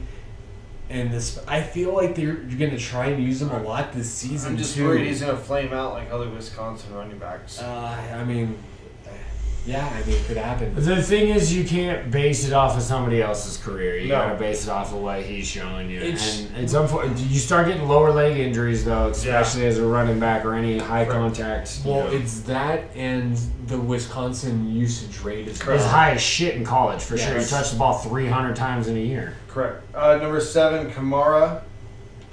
Still? Yeah, I'm not high on that. Number yeah. 8 is Dalvin Cook. Number He's technically 9 not on a team. is but- Tony Pollard, and number 10 is Eckler. So I obviously agree with you that Eckler should probably be out. No, that is so I think low Eckler should for be about Eckler. 6. 'Cause I don't think Okay, Jonathan he's small, Taylor. so he can't pass block. But if you're looking at stat-wise, that dude does it. Eckler all. does have that availability thing too. He's kind of been dinged up. He misses about 4 games a year. I think a lot of that list too is what they have done correct. instead of what the season Because is might Dalvin be. also another like, dude that's on the upcoming. back end of his career, like Agreed. He's only played 4 years technically. Like, I know, but Dalvin like Cook- when you watch but it this there's year, he injuries. didn't get a lot. He had big explosive plays when there were big holes. He wasn't averaging a bunch of like yards until he hit like because I had him on the fantasy. He wasn't averaging a ton of yards. He'd hit a big ass run, and that would like make up for like the rest of the game. But it Give you wasn't 8 like he points. was like where Jacobs. Yeah, his average. Yeah, it wasn't like pounding the rock down people's throat. It was like a big hit. Well, Minnesota wasn't trying to do that last year. Right. Nor are And they then going to try Tony- to do it this year. Pollard Tony could be also- on his way hey, up as well. what- I'm more worried about his use. One of the notes Go that I ahead, had sorry. here, and I don't want to forget this, is we as a podcast, I know I'm going to lead in and they will follow, want to apologize to Jordan Addison for common Yes. sense, okay? We shit on him for driving 140 miles an hour. He was trying, the full report came out. Yes. He was scared that his dog was going to die. It was a medical emergency. He had to drive his dog. It to just the sucked that we didn't get that info for the whole thing. Sure. So I He's mean, so- It's still risky and it's terrifying, and I'm glad that nobody got hurt and all he got cited Right. for was technically reckless driving. But overall, it's I get better it, than man. just him just trying to test out his Just car. exactly, and that's 100%, what we shit on him for. 100%. So like, I would lose it if A my dog- dog, dude. Dog That's owners family. know it's family. That's member. family. Yes, That's sir. family, dude. Yes, sir. I actually think that the guy that's I'm about to talk to next should have been in the top 10, Aaron Jones of the Packers. Ooh. I can't believe that he wasn't in there. I would take him over Pollard probably, and Not current Pollard. and dude. Kamara. I take Over him Kamara, yes. I'd say- Not Pollard. I agree. I'm worried about Pollard's usage right now without the pounder. Without, I think Yeah. that's what's going to give him Elliott. the ability to shine. I think I that he think hasn't that had he's gonna, I actually. think that he's gonna get. I think he needs a. I think if he's back from that injury and he's good though, he Pollard's could be going to big. light shit up, dude. Pollard I, could be big this season. exactly. I hate to call out a Cowboy in a favorable sense, but I think he's going to be big this year. I think the Really next do. name might be big too. Damon Pierce, Houston Texans. Sure, Out of sure. Florida last Honorable year. mention. He guy. doesn't deserve to be top 10, but he's a hard runner. Brees Hall, another one that if Coming he back keeps from going. injury. Please tell me KW3's on there. Travis Etienne. Sure, is on shout there. out to him. Yep. Uh-huh. Ramon Stevenson. Ra- So I'm not as Ramondre high- Stevenson? I'm not as high on I'm not him in as you high on guys. that either. He can run, dude. I'm Sure, not as- but there's better backs. And then Kenneth Walker as well. on the list. Should be shouted out Correct. on there. Other backs that are on there is the Javon Williams from Broncos. Javonte We'll see Williams. what he does. He's got to Javonte come back. he was Najee, hot before. I'm he got higher hurt. on Najee Sure. than you guys, I think. I'm a bigger fan I'm of not a Najee. huge Najee fan. Miles to be fair. Sanders is on there, and I think that Miles might be. We'll see what happens. I think this that year. it's I think properly he's gonna get rated. a lot of opportunities. And This A.J. team needs to Dillon. be a 3-down back. AJ Dillon, I thought should have been higher on the honorable mentions list. I It's- like AJ Dillon, even though he's splitting time. I like him as a back. That's the best backfield dependability wise between Jones and Dillon. Yes. Right there for sure. Any That's- argument? Anybody else that you think that's not on there that should be on there? I mean, honorable mentions for a guy who could pop if he comes back healthy. J.K. Dobbins can work his way You're into higher that on him list. than I am. Yes, I have been, and I know that he's dealing with another injury coming into this year. But I know it's early though, but with Bijan.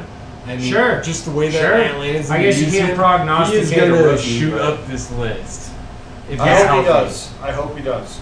the Falcons hope And I he hope does. my dude. Raiders figure out a way to get Jacobs back. The in that Falcons can turn the narrative for running backs and the idea that like they've tried to build a team. They went receiver, tight end, high in the draft the last 2 years. If the running back is the Skill piece that position, comes man. in, if the running back though is the piece that comes in that makes the difference, that could be huge for the running back market to say, look, you guys weren't shit before Bijan showed up. Like, the running back deserves the money in this case. He unlocked Kyle Pitts. He unlocked Drake London. Yeah, 100%. It's going to be great. I hope it brings it back. I like the way our fandom is going to be running back. So we did a couple offensive positions. Let's jump back into a defensive position. What you got? Let's go off-ball linebackers. Let's run through those. Linebacker. Yeah. I think Trev is also going to be happy because it is number one. Fred Warner is number one. Number 2, Roquan with the Ravens now taking the big money. And Trayvon Edmonds with the Bears. I think all three are pretty good right where they're at. I like all three of them right where they're at. Who are you thinking? You thinking somebody? I'm trying to think around those. No, those all do make sense. Like, I'm not disagreeing with any of those nods. I mean, Trev? I'm good. I like it. 4, Matt Milano of the Bills. Really? Okay. Yep. 5, Devin White of the Bucks. We don't even know if he's playing there. Okay. And number 6, Demario Davis of the Saints. I really like Davis. So where's my boy B Wags, dude? He's coming up. How are you gonna argue him out of the top 6? I think at this point of his career, I don't know. You guys are I like taking Matt. that in, right? No, I like Matt. Yeah, that's Angelique probably. Yeah. I like Matt Milano. I think a lot more than like you guys. He's a stud. No, he's a tackle machine, Yeah. and he leads that defense great. No, I'm not shitting on Matt Milano. Okay. I'm really not. So then we'll get there. Let's get there. Okay. I do love Davis from the Saints. Demario Davis. Yes. I don't think he's better than Bobby Wagner. Shaquille Leonard. Shaq Leonard. Yep. Darius, formerly known as Darius Leonard. Yep. Still, Changed his name. Still has the ability to be I all think pro. he's That's gonna low come back for him. strong That's low this for him. season. I agree. I hope agree. so because he I is agree. fun to watch. Yes, he Nick is. Bolton, number 8 of the Kansas City Chiefs. Number 9, C.J. Mosley of the Jets. And number 10, Dre Greenlaw of the 49ers. Oh, hey now. You're Two in kidding the me, top right? 10. You're kidding me, right? I None definitely of this don't. list means anything. I definitely don't. Look at me in the eyes, people. I definitely think he's probably higher than Nick Bolton's coming None on. of those lists mean anything. Bobby Wagner is going to come out and give you 130 fucking tackles this season. He's the first honorable mention. I do think he should have been in the 10. I don't think he should have been Honorable mention, dude. I He don't was think second team All Pro in his 10th year last year. Hey, I'm talking with you. I don't think he should be up as high. I think he should be right around that 6th spot, maybe my 5. Lord. But definitely, he should have That's been a in there. robbery, dude. What are we? So that's our first one, right? Trevor, you in agreement? For Bobby Wagner should be at least 6. Yeah, no, he should be definitely close to that. I have him more around 6. I so. do see his production starting to go down at this point. Levante David is another honorable mention. And Foyesade Okun from the Jaguars. Yeah, that guy. Logan Wilson, I like him a lot. From the Bengals, coming out of He Wyoming. can lead a good defense. This is a different one, and I can't believe he was on here. Patrick Queen of the Ravens. All the word coming out is that he's on the downside Yeah, of that I was team. gonna say that. So him being on here is a very surprising kind of thing. I would agree with that. Yeah. Obviously, I think that we're all in agreement that biggest host so far is. The fact that P-Wags Yes. is not top 10 is ridiculous, dude. He's going to lead that Seattle defense. Your boy Jordan Brooks is also an honorable mention down in the. He's got to come back from an ACL tear. His ceiling is high as fuck. The guy is fast and can tackle, but who knows what you're looking like coming back. Raiders don't have any linebackers, so it's okay. The who? So let's do one more defensive position. We'll jump back into offense. We'll get the tackles out of the way. There's obviously probably number 1. Aaron Donald. The dude. Yep, Aaron The 1. dude. The Aaron one, the Donald. only, yeah. Shit, no man. argument there. Number 2, probably no other argument is Chris Jones. For the I think unsigned. he can even 100%. challenge 100%. Aaron Donald at this point. I gotta see if Aaron comes back. Aaron comes back healthy. Nope. Number 3 is Jeffrey Simmons of the Titans. I don't think there's any argument. You don't like that one? Well, I just want to hear 4 and 5 because that name does. He is good. He is good. I really but like him.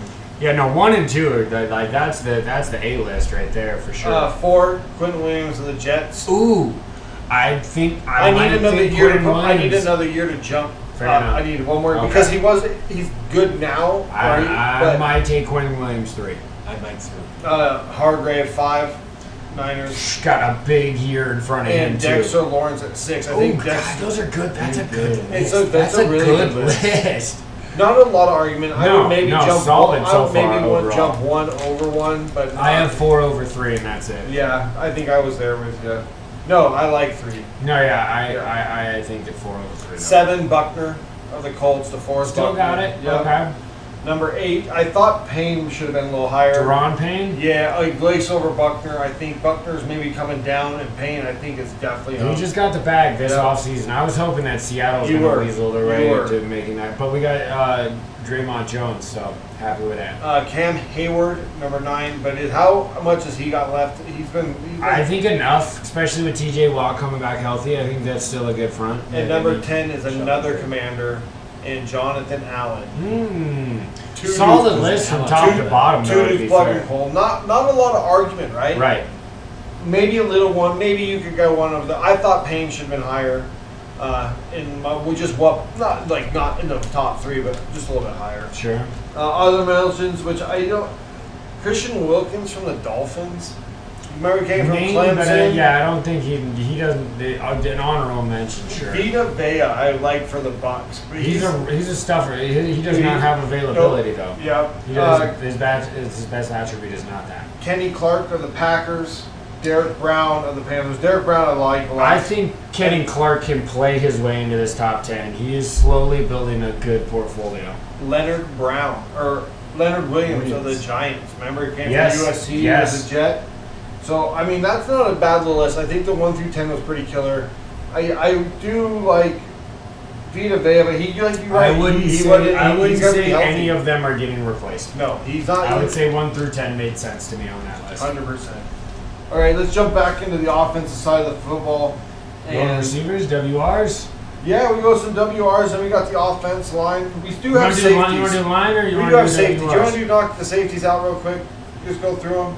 Let's do this. As long as my boy Quandre Diggs is top 10, we won't have any problem. Okay, hey. Number 1, I think is pretty easy, and Mika Fitzpatrick of the Steelers. He's such a He's stud. number 1. I do. I think he does so much all over He the is a field. stud. I don't disagree with that, but let me do Number and 2, Derwin James. Best. You got to be available, dude. Right. No, Dude, he he's falls so into hurt the all straight. the time. When he's Definitely healthy, he's a could be beast. number one. Number if he's 3, healthy. Jeffrey Simmons of the Broncos. That was one of the arguments that I was going to make potentially for number 1. But Good. okay. Yeah. Number 4, Buda Baker just got an extension as well. But he is number 4 for the Cardinals. He's like the only recognizable Cardinal. No, that team is done, dude. That team's done. That team is going to eat a big old bag of shit. This guy next from year. Oregon is on the up and up. Javon Holland for the Dolphins. Keep your eye on him. He's going to be on the up and up. I like him. Okay, fine. Number 6, Jesse Bates. Now with the Falcons. Right. Now Okay. with the... From Cincy. Yep. And number 7, Kayvon Bard with the Titans. Don't know real Oh, name. Kavon Bard. Kayvon Bard, yeah. You know him? Yeah. No, Okay. he can ball. Number 8, I thought C.J. Gardner-Johnson was a little low. I think he does a lot, again, as a safety. Gadget player. Yeah. I swear to God, Quandre Diggs is not on this list. You guys are sleeping Number on the 9 Seahawks. is, go ahead, Trev. Hufunga! He actually deserves to be higher. He was an All-Pro last year. Is but first time, right? So you what? gotta do it again. None of those Oh, other yeah, guys no, did All-Pro. I mean, he hasn't really got much of the opportunity until And recently. number 10, ahead. Antonio Go ahead. Winfield Jr. from the Bucks. Yep. Antonio Winfield. I do like What are Antonio we talking Winfield. about here? Number 9, Yes, man. honorable Give me some honorable mentions. mentions. Yep. Marcus Williams, and then the very next name is your guy, Diggs. Diggs. Kyle Duggar. Only safety to have 3+ interceptions I do over think the last 5 years. that Diggs should Only be up safety there. to do I it. was surprised that Gardner Johnson was Put some low, respect on that fool's name. and then the Titans guy was up there so high. Sorry, dude. What a great previous list with defensive tackles. What an awful list for What about safeties. Jordan Poirier of the Bills not being up Jordan there, too? Poyer? Yeah, I like him. Yeah, he's. I mean, I mean, some of He those might guys got high are season like, before last was great. shit, man. I think they kind of whiffed on the safeties. Don't agree with much of that. Jalen Pierre from the Houston Texans is on the up and up too. Jalen Petrie. Petrie, yeah, Petrie. He's on the up and up too. Keep your eye out for him for safeties. Okay. Well, I mean, we got Battle and who's the other one from Alabama that came out this year? Branch. That is supposed to be touted as well. Branch is going to be good. I like the guy we got from Georgia, Christopher Smith. I think he's going to be a good little. And then Moraig's got to play. He was hurt all overall, year. though, not satisfied with safeties list. Please move on. Yeah, I thought there was some movement that should have happened. Move on to something better that makes me a little upset. Quandre, I love you, dog. Let's go. All right, we'll get into something that might make Chuck a little bit more happy. We'll go with the offensive tackles. Chuck could have 2 tackles in that list. What? They shout out Cross and Lucas? They could. Wow. I wouldn't. I would. Number 1 though is I think we all know who number 1 Trent? is. Trent Williams It's gotta be baby. Is he still The best. Number 1, Tunsil 2, and Worse 3. Those are hard to argue any of that. 4, Lane Johnson. I thought Lane was a little high. He's getting a little up there. It's the age, unfortunately. Yeah. Jordan, the other Eagles tackles right there. Damn. Yep. Tackles back to back. Sure. Number 6 is Penei Sewell. Really? Yep, Already? he was moving his way up. I guess so, yeah. Number 7, Andrew Thomas of the Giants. Just Which getting is why paid. they gave him the bag, for Just getting sure. paid. Number 8, I thought this was surprising too, especially since he was hurt all year last year. Rashawn Slater for the Chargers. That's a lot of I was protection very high there. for him, for sure. Yes, I think he could be up there, but he only Not 1 yet. year and not playing all year last year should have given him in the 10. Sure, agreed. Number 9, Christian Dursaw from the Vikings. Christian Jerisaw, Yeah, it's I not like bad. him. It's not terrible. I like him. Agreed. Colt Miller at number 10. Really? Yep, I like Colt Miller. He's been a really good left tackle for us out of UCLA. So, honorable mentions, you get the Saints in Ryan Ramczyk. Yep. Tavon Armstead at the Dolphins. Okay. David Bakhtiari of the Packers, which he's not ever healthy anymore. No, he's been done for like 3 unfortunately. years. Yeah. Brian O'Neill of the Vikings and Tyron Smith of the Cowboys. I do think you do have to watch out for both of Chuck's offensive tackles at some point, being Cross and the kid out of Abe Lucas, Yep. out of Washington State. yeah. No. Thank you for giving you them honorable mentions. Yeah, sure. But you know, one other name that wasn't on there was Evan Neal, who was drafted in front of Charles Cross last year to go to the Giants. Didn't And have he's- a very good year at all. Nope. So, all of those names make sense to me. Like, I'm not going to necessarily refute a lot of those tackles right there. I would No. take those guys. Yeah, I think that what's his name, Lane might be the one that's moving out and somebody else is Sure. moving in. That was very high for him going into this year. Correct.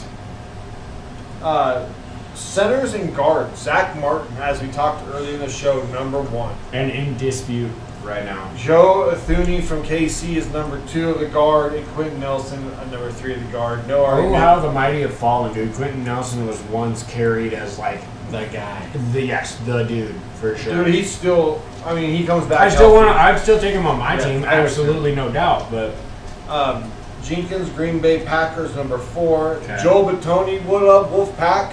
hang on. Cleveland Browns at number 5 guard. Jason Kelsey at number Center. 6 for being a center.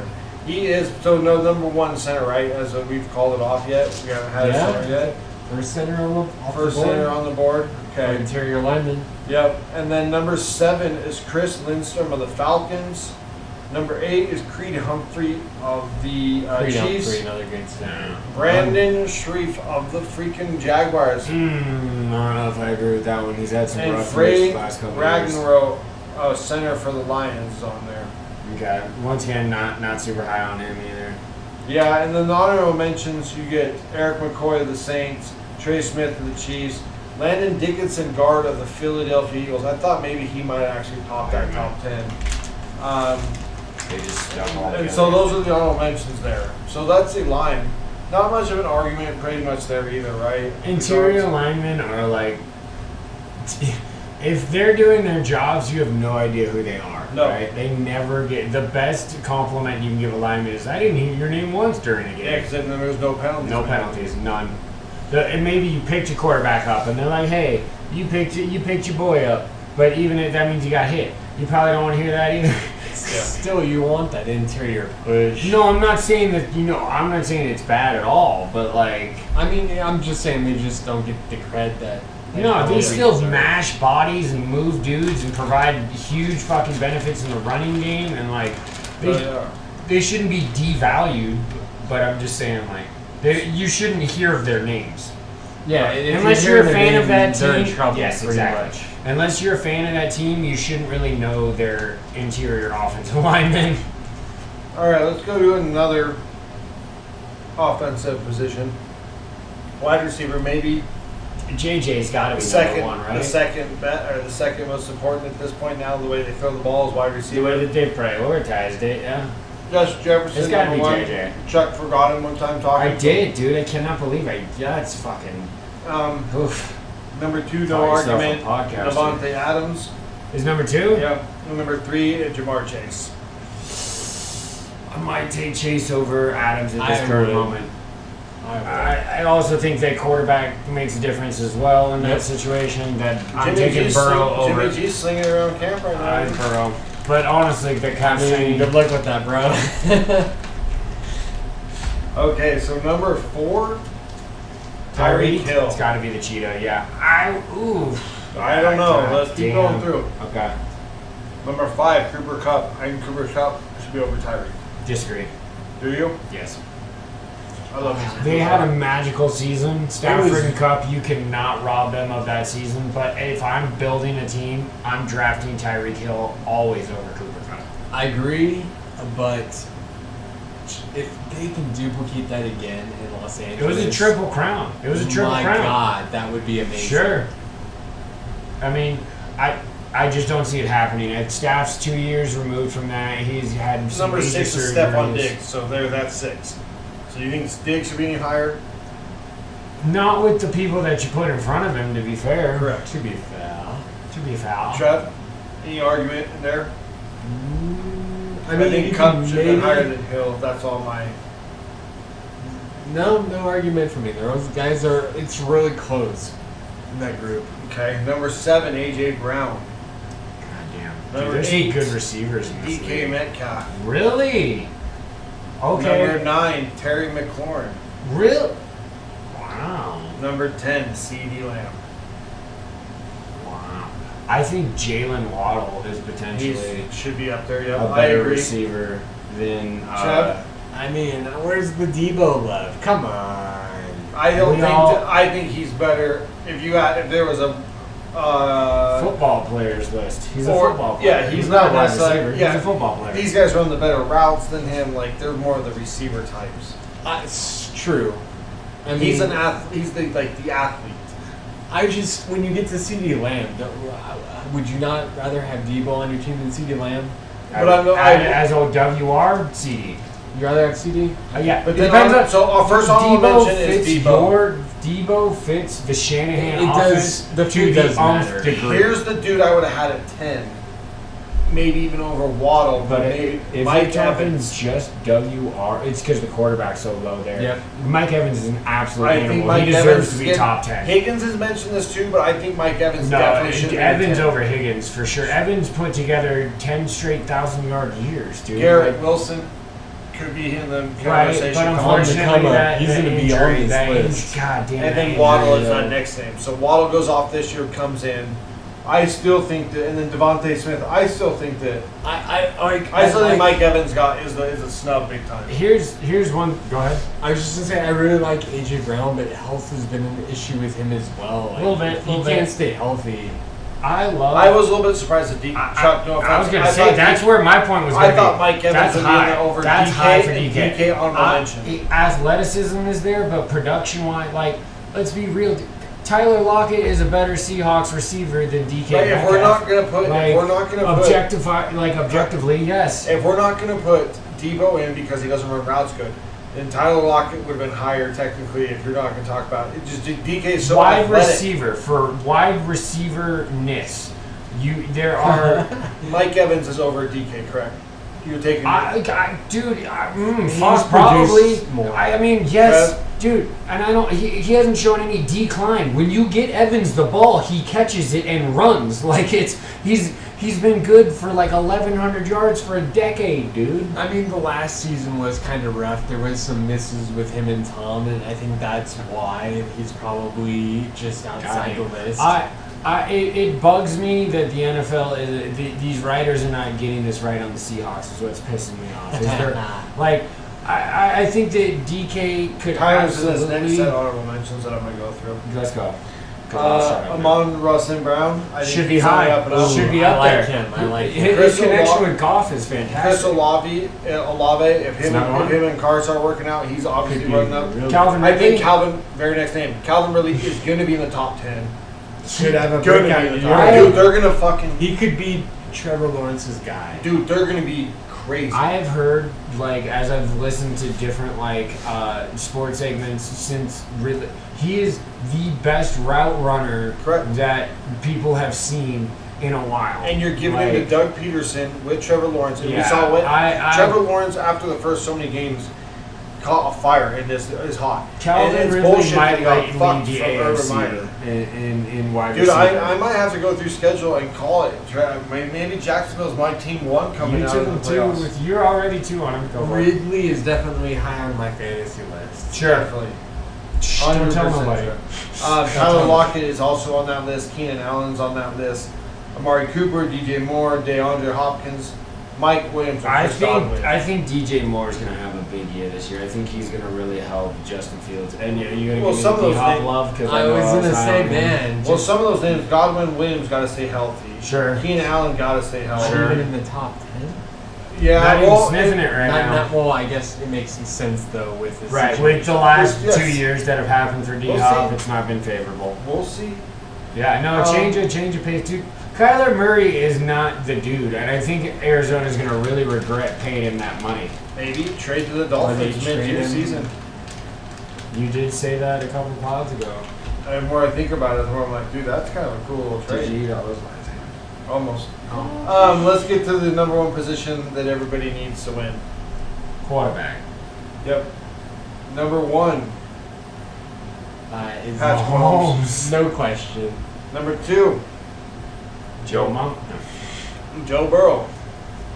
I like it. Number three, Josh Allen. I like it. We talked about this. There's just a big old ball of sugar in my hand. Yep. Sugar. You can't argue, right? It is what it is. No, absolutely. Now, number four, I will argue. Aaron Rodgers at 4. Really. I don't think Number he's- 5 is a guy I think that should be at 4, Justin Herbert. I think they just have it ranked that way because of Herbert's failures being on San Diego. The Chargers are going to charge Los Angeles. He Every, gets when that. we fuck that city up every time I too. wish you had Sean Payton as your quarterback. I do too. Head coach. Because I would love the Chargers so much more. Watch Herbert just toss around Sean Payton's offense. Number 6, Jalen Hurts. I think that Jalen seems does low. it. I think It seems Jalen low. does it again. I have it's close because you I think I jumping have over Jalen Aaron. over Aaron right now. I would have Jaden over Aaron too. I have Aaron at 6. I'm good with where it is because it's Jalen's got to do it Even more what about- than one season. What about Herbert? Chuck, are you a Herbert 4 then, or are you a Jalen 4, Herbert 5? Jalen 4, Herbert 5, Aaron 6 so far. Okay, I'm Herbert, Jalen, and then Aaron at 6. 7, Lamar Jackson. 8, Just out the top 5. Just outside. Just out. 8, Trevor So close. Lawrence. Wow. I Okay. What agree up, with- T-Law? I don't agree with 9. No, Dak me Prescott. either. Dak, Nope. yeah. Too They're much so fun. high. And That's number because 10, he's the Cowboy. They're That's so the only high. number reason. 10, Matthew Stafford. I agree with if Stafford's healthy, that's where he belongs. So we're all in agreement that Dak shouldn't be in there. Without me naming honorable mentions, who would you put in over Dak? Let's see. Man, I mean, Kirk Cousins. I statistically, he didn't lead the league last year in picks. He went like 38-7. He had a good season. Jared Goff, maybe? I mean, he Good had a name. really good season, Good name. too. Yep. That's another guy I got to see it do more than one season. Does Deshaun Watson But, come back in the top 10? He could be. He could be. His ceiling is top 3. The last time he played a full season, he led the league in passing. If he can get his head right. Derek Carr is just outside, I think. I think he's a just outsider. Yeah, that's where he He's goes. a- I think Tua's got to play a season. You're only taking him to play 4 games. Yeah, I don't agree with some of the people on the also receiving votes. Kyler Murray, Daniel Jones, No. Justin Boo. Fields, or Geno. Geno's the only one out of those ones I'd ever even take. Yeah, Kyler, I don't like the fact that I think he's a whiny little. Goose. Daniel Jones, I'm so far down on. I think. And I think. And Justin Okay, Fields, look, I'm, I understand that Daniel Jones has to kind of lean on Saquon, but now that Saquon, I think that Giants offense is going to be pretty decent this year. That NFC East is actually pretty treacherous, I would say, because even the Commanders could take a step forward. I think the Commanders finished last. Sure, but I still think they could be like 7-10, 6-11. They're going to be competitive. I don't think they're going to be 3-14. I think kind of the thing. Aaron is fighting for his job. I think Yeah. the Giants are finishing right about that 7-10 mark too. You don't even think they're going to break the 500 mark? No, because they had a good year last year, so now they got to play better teams. There is that. So that's where we at right now. So that's the quarterbacks. My only argument is I don't really think Dak should be in there. I don't really know. Deshaun maybe. I also think Deshaun's ceiling, if he comes back and shows I himself also rather to maybe be, have Jared Goff over Dak. The way Jared Goff played last year, he seemed like he just put that team on his back. He did. Well, there you go, right? There's the top 10, and that's the breakdowns. Yeah. So we're going to take a break. Maybe fill up our beers, maybe not, and then we're going to come back with common sense and fandom. We got some good ones coming at you. We'll see you in a little bit. Good shit. Welcome back. All right, this is our first Gifting. gifting to the pod. Gifting. Yes. My aunt has gifted this sweet Bo Dude, Jackson it's jersey gorgeous. to my You guys- brother Zach here. Yes, sir. Yes, sir. Whoop, whoop. I mean, look at this. This is nice. I think it's so clean, dude. Dude, The we know stitching is that- beautiful. Bo, if he wouldn't have had that hip surgery, had a chance to be maybe the first Hall of Famer, maybe 2 different sports, see how good he was. He got robbed of the end of his career, and it's unfortunate. Like, Bo knows he was the man at everything. Yeah, that doc was sick too. It was. It's one of the That better was 30 for 30s, no doubt. Yeah, look at that. So, shout out to the Yeah, aunt, Trev. That's a big deal, dude. It's clean Yes. as fuck. It will be one of the things when we get our cave or our bar and our, when somebody picks us up, this will be definitely something that's hanging in said cave or Arena. Our arena of gladiatorial events. bar. Correct, correct. Common sense, you guys. All right, so there have been some videos floating around from different training camps, and the one I'm going to highlight specifically, I don't know if you've seen it or not, comment below if you have, is the Travis Kelce Yes. catching a touchdown in the end zone, and then, obviously, and then getting basically touched on the shoulder / back by his linebacker. You're down. And he then turns around throws and a he punch, man. swings at him instantly. Like, what are you doing? Not even like pats him on the back like, hey, don't fucking touch me, pal. Like, literally, 2-hand touch. Nobody, just that. Travis Kelce. Look, it's not even just him. There are fights happening in training camp. All over the place. You see things every day of other fights happening. But for Kelce, you're supposed to be the leader. You're Start the acting leader, like yeah. it. Start acting like it. Because we understand iron sharpen iron, and like at this stage of the game, there's 90 guys are trying to make spots. Guys are fighting. For the guys who are on the tippy Right. top, who don't have to worry You gotta about play it, through the play. but Play like through the play. if you are anywhere from 54 to 90, you are scrapping, right? But if you're Travis Kelce, What are you doing?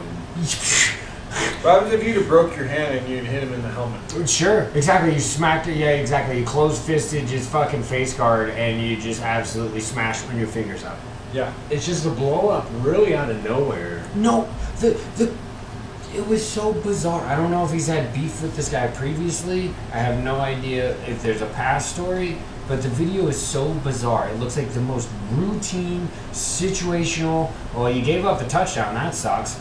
But like, you're gonna touch the guy. You're okay, like, and then he just turns around and just bops him, like.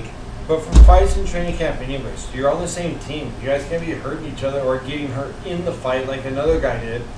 I think for like the Saints or somebody got hurt in the game. Well, that's the Browns ran sprints after their practice the other day because there were so many fights. There's fights in all these practices right now. It's because the lower half is trying to make that team. Those are the guys who have to take every training camp rep as like a game. Sure, but that's not what this was. That's why this is. No, that wasn't at all. That's what I'm saying. It was, yeah, that was boo-boo.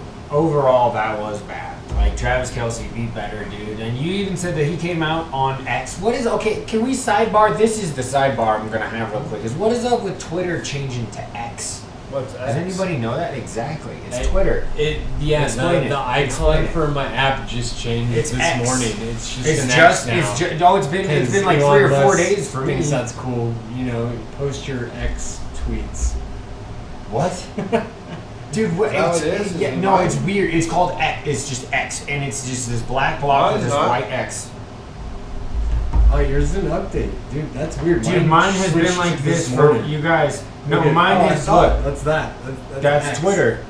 Oh. That's Twitter. Oh. Look at this X. Man. Here. Look at all my bumbles and Instagrams. No idea. Yeah, for the while, for the longest time, I just thought, maybe this is just something to, like sell the product. Yeah. No, it's really really this is a thing now. Mine changed over like 2 days ago. Oh. Fuck. Well, You got a slow ass phone, dog. well, I didn't update it yet. I don't just let it update the stuff. Me neither, to be fair. It just kind of showed up. I guess maybe the app did. So, Trev, why don't you jump into the fandom? What the hell is on your head, my friend? Look at this thing. It's Shark Week, bro. So yeah, I got a lot of fandom this week. I mean, I wanted to give a shout out to Shark Week. Love the Shark Week.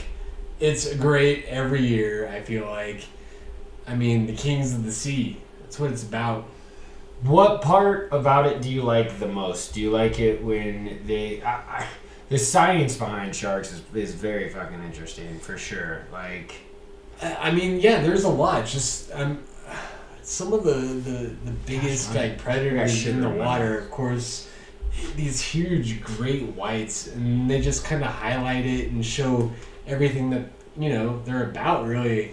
And it's always impressive. Fuck yeah, it is, dude. They can just maul things. Like they're Jaws, dude. Great movie. Yeah, I mean, so many movies. Jaws was big. The Meg, which is just ridiculous. What's your favorite shark, Trev? Oh man, The hammerhead. And it's not. No, it's probably not. Probably. It's probably the Meg or the Great White, right? The Meg technically existed, but is that we can't necessarily modernize that. I mean, as far as it goes, the Great White outlasted the Meg, so Top dog in the sea. As far as tiger shark, we got a bunch of different sharks. I'm more of a killer whale type guy. Killer whales are pretty sweet. They've been taking down a bunch of boats lately and shit. They should be. They've been hunting. Dude, South Park told you about this years ago, dude. Okay? Alright, Trev, what else you got on your fandom? Okay, so I also wanted to give a shout out to Steph Curry. Okay. He was on Hot Ones just recently. Sean Evans is a great host, by the way. Shout out to that whole pod, or like that whole that show, whole YouTube. I guess. Yeah. They do it well. And he held his own. He didn't get overwhelmed, which is by kind the of questions impressive. or the heat. Yeah, the heat is crazy. I'm trying my Let's best take to the hold fin on off. to It's this okay. headphones. We can take the fin off. We've already wrapped the Shark Week. We're gonna take the fin off, you guys. It's better for the pod. It's a little difficult. It's a little difficult. We tried. We tried. It's Shark Week. Kings of Summer since '87. Since 2014, at least. 2014. And then one last thing I wanted to dip into on my fandom is Purdy. the news is he's throwing again. He's back earlier than expected, and I mean I like it. It seems Why wouldn't like you? Exactly like he's after last season. He's the guy. He's the guy to beat. Trey Lance. There's speculation of him being third string.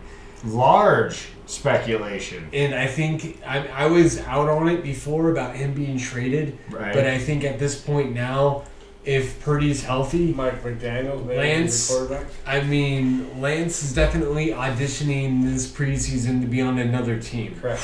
I really don't think the Niners move him unless Tua goes down, because that's the only move I could really see them. Any quarterback can get hurt, so we can see what happens. True, but even if other quarterbacks get Mike hurt, I don't McDaniels. really see a lot of teams bringing him Yeah. in unless it was McDaniels, Mike just because of that McDaniels might do it. familiarity. Yep. And because they run the same system. That would be the play. I really don't think he probably gets moved into the following season, and he's really just showing out now, and it's his opportunity in Yeah, because preseason. you see Kyle's quote about Sam. Said, well, Steve Young took a little bit to get going. How come Sam can't too? I'm really hoping Sam's our number 2 if we get rid of Lance and we hold on to him, but we'll see how that goes.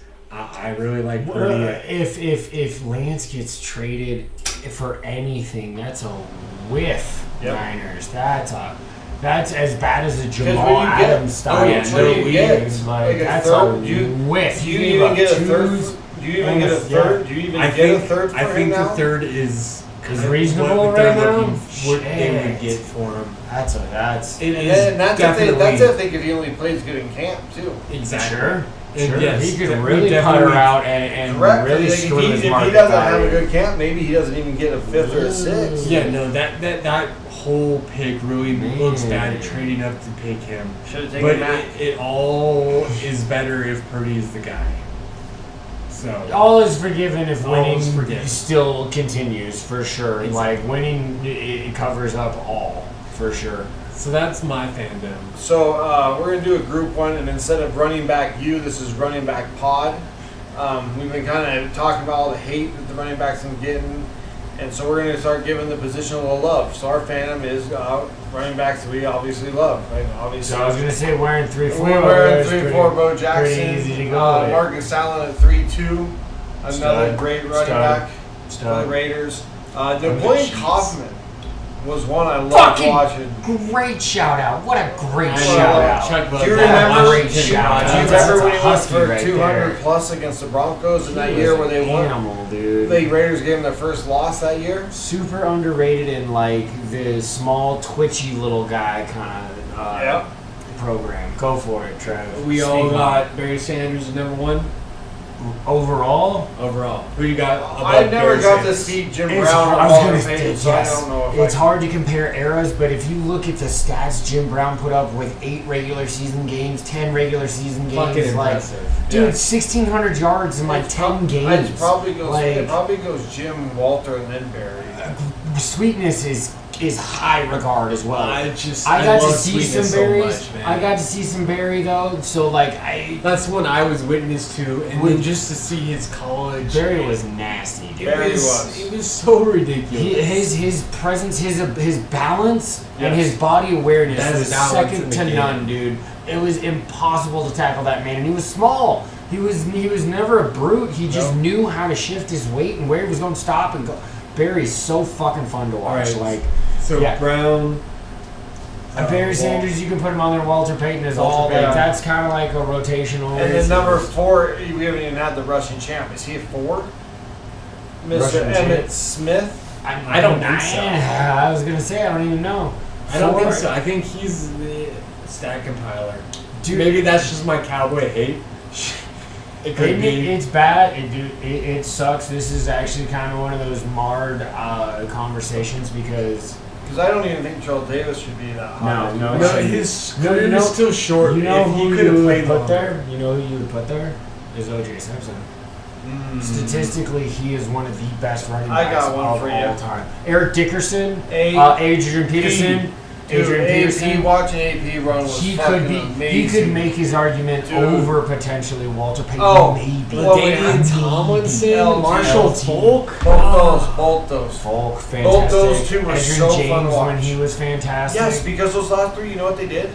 Caught the fucking football out of the backfield. Like no one else. Okay, I'm going to give some love to a guy that, like, I appreciated he won a Super Bowl with us, and I didn't give enough love to him when he was a Seahawk, and now I love him. It's Marshawn Lynch. Like, dude, fucking animal. Like, that guy, You could shout out, too. He had probably one of the best 4-year runs we'd seen in modern running back. You could shout out Sean Alexander. Yep, 2005 MVP. Such a stud. Now, let's be fair. This is a perfect scenario where you were running behind two Hall of Famers and Steve Hutchinson and Walter Jones. That left side was so dominant.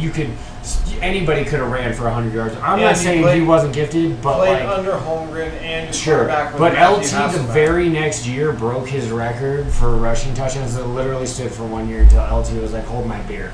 Like, I love some Sean Alexander, but he was kind of just a oneer. Like, LT was the dude for years. Like, God, there's so many. Okay, you know a guy, you're going to love this. The guy that doesn't get enough love that should, because he's top 5 in rushing all time, is Frank fucking Gore. We've put all those guys in front of the guys. Compiler. He is. But if you're going to call him a stat compiler, Frank Gore is. He's in that category. And just brought him in on to the organization too. Yeah, correct. For an advisor. He's an advisor for another back, Ricky Waters. Love it. That's a Niner and a Seahawk. He played well for both of us. Gets overlooked, I think, absolutely. in the big games. He does. Of things. He does. Well, because he wasn't on either. He wasn't on any chip teams. I don't think he got one with either of those teams. He was on the later, and the Seahawks sucked when he was with us. So, what up, Taz? Though he might have got one with the Niners. He might have. I think maybe he did. Yeah. I think he did. But I love that shout out. I appreciate that. Ones that I loved watching, like Corey Dillon's another one that I don't think gets enough love. He had some fucking great years in the NFL. He did. Bengals for more than got his ship with some with New England. Yep, exactly. Melvin Gordon on the top of his game is really good. Priest Holmes. How are we gonna forget about that? Jamal Charles. Those Chiefs running backs back in the day were fucking crazy, dude. They had some really LaShawn McCoy. There's so many good running backs over the years, dude. That's a great position. Don't devalue it, NFL. Zeke was pretty dominant for those his 2-3 years. Fournette could be mentioned in that for playoff Lenny. CMC. Current for the current batch for sure. Like Derrick Henry's done some impressive stuff league wise. Agreed. Fuck, man. Dude, remember Brian Westbrook for the Eagles? Yeah, he was a stud. Dude, loved watching him. Yeah. Eagles had some good backs too. Deuce Staley. Chris Johnson he had a 3-year run where he was fucking unstoppable. Yeah, he hit that 2,000 mark. Yeah, hell yeah. Yeah, no, we gave a small one, but Dickerson, we didn't put you high. Yeah. Dickerson, yes. Eric Dickerson, when he was running at full force, was a fucking monster, dude. Like, there's so many good running backs throughout history. Dude, there are. It's pretty impressive to see it. It kind of sucks. Well, it's kind of sad that we live in the devalued era of them now. Yeah, exactly. Well, it's kind of the scheme kind of was broken, and then they kind of okay, thank you, Shanahan. Yeah, when getting all those guys in the 5th round, Terrell Davis, then didn't Gary go in the 7th round or something? Or he had a couple guys that he was rolling where he was getting in the 5th round. Sure. And then you get the Niners are doing the same thing, 3rd round or later, taking running backs. Hey, but now we're paying the highest paid running backs. That was a good list, you guys. There's more on there. Like some of the loosey goosey one, like a name that always sticks out to me was never that great though was Ahmad Green. He was a Seahawk and then he was a Packer, and I loved watching that guy for a couple of different years. What's his name that used to catch the ball with the Saints? Deuce McAllister. Deuce McAllister was a good one.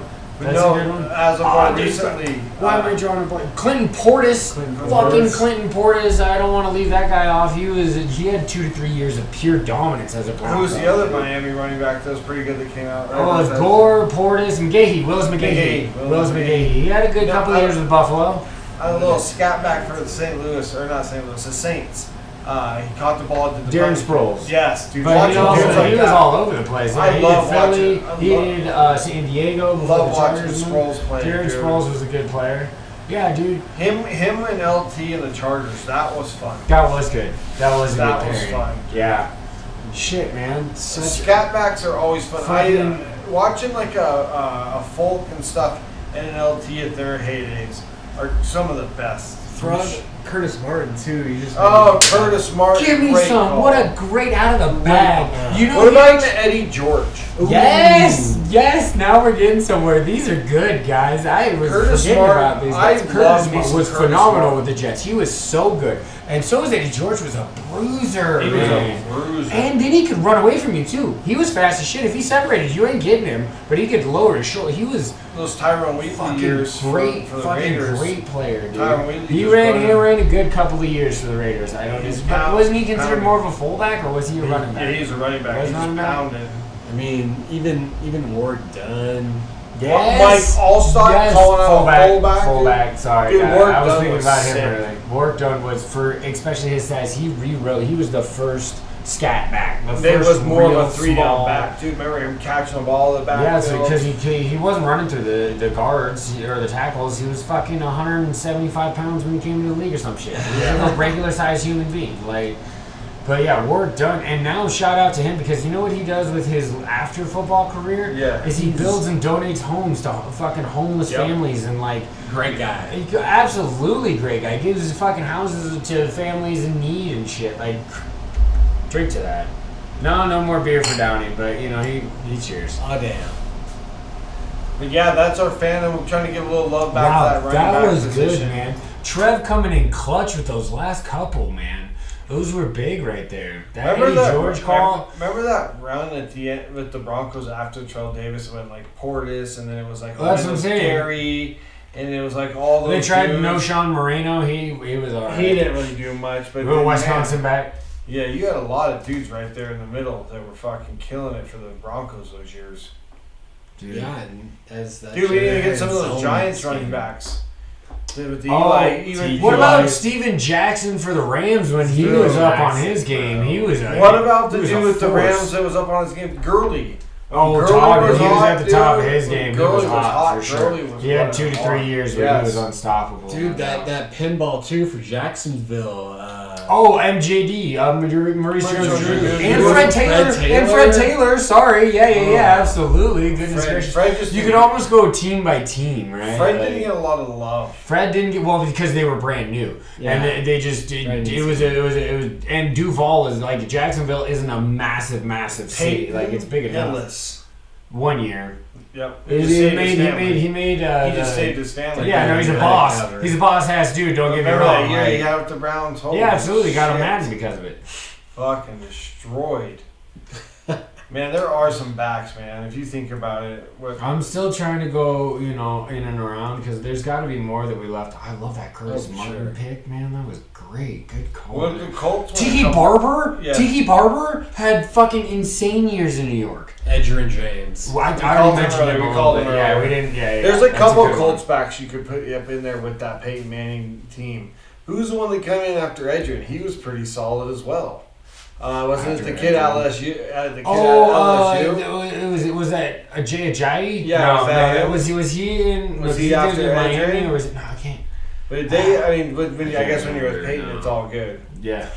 He made Marvin Harrison and Peyton Manning, man. Well, he said Marvin Harrison or Reggie Wayne and Peyton had as well. Yeah, well, because of the sheriff, dude. He's one of the hardest players to. If you don't know football, listening to him command a football field is get on with it, Peyton.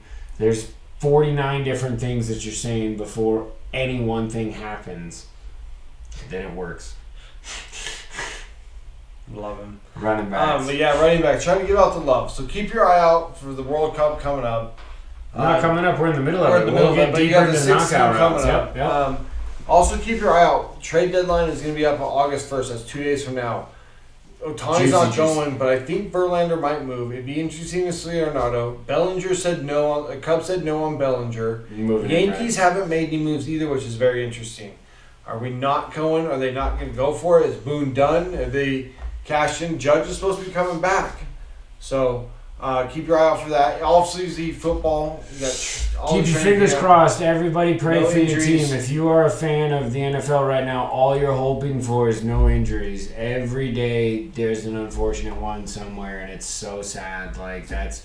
I hold my breath. I don't want to report more injuries on this pod. I Nope. want to do other things.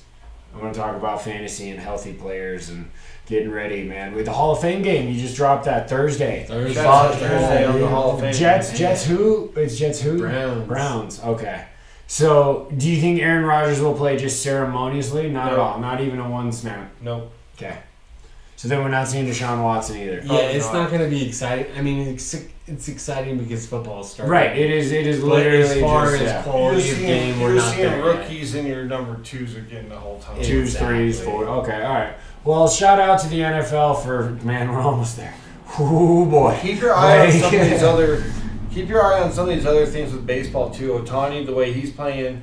We're going to start getting towards playoff pushes pretty damn quick. He's average right now to get 61. Matt Olson of the Braves, ex-A's, on pace to get 55. 2 good little runs there in the home run. So keep your eye on that too as well. Got anything else? Is that it? Check us out on I was going to say. Twitter and or the X or whatever it's called, and Instagram, Buzzsprout, and Spotify. Zach's not wrong. It is weird, you guys. We don't know why Twitter changed, but we're on there. We drop shit every week. Make sure that you hit our links and update and listen to us, follow us.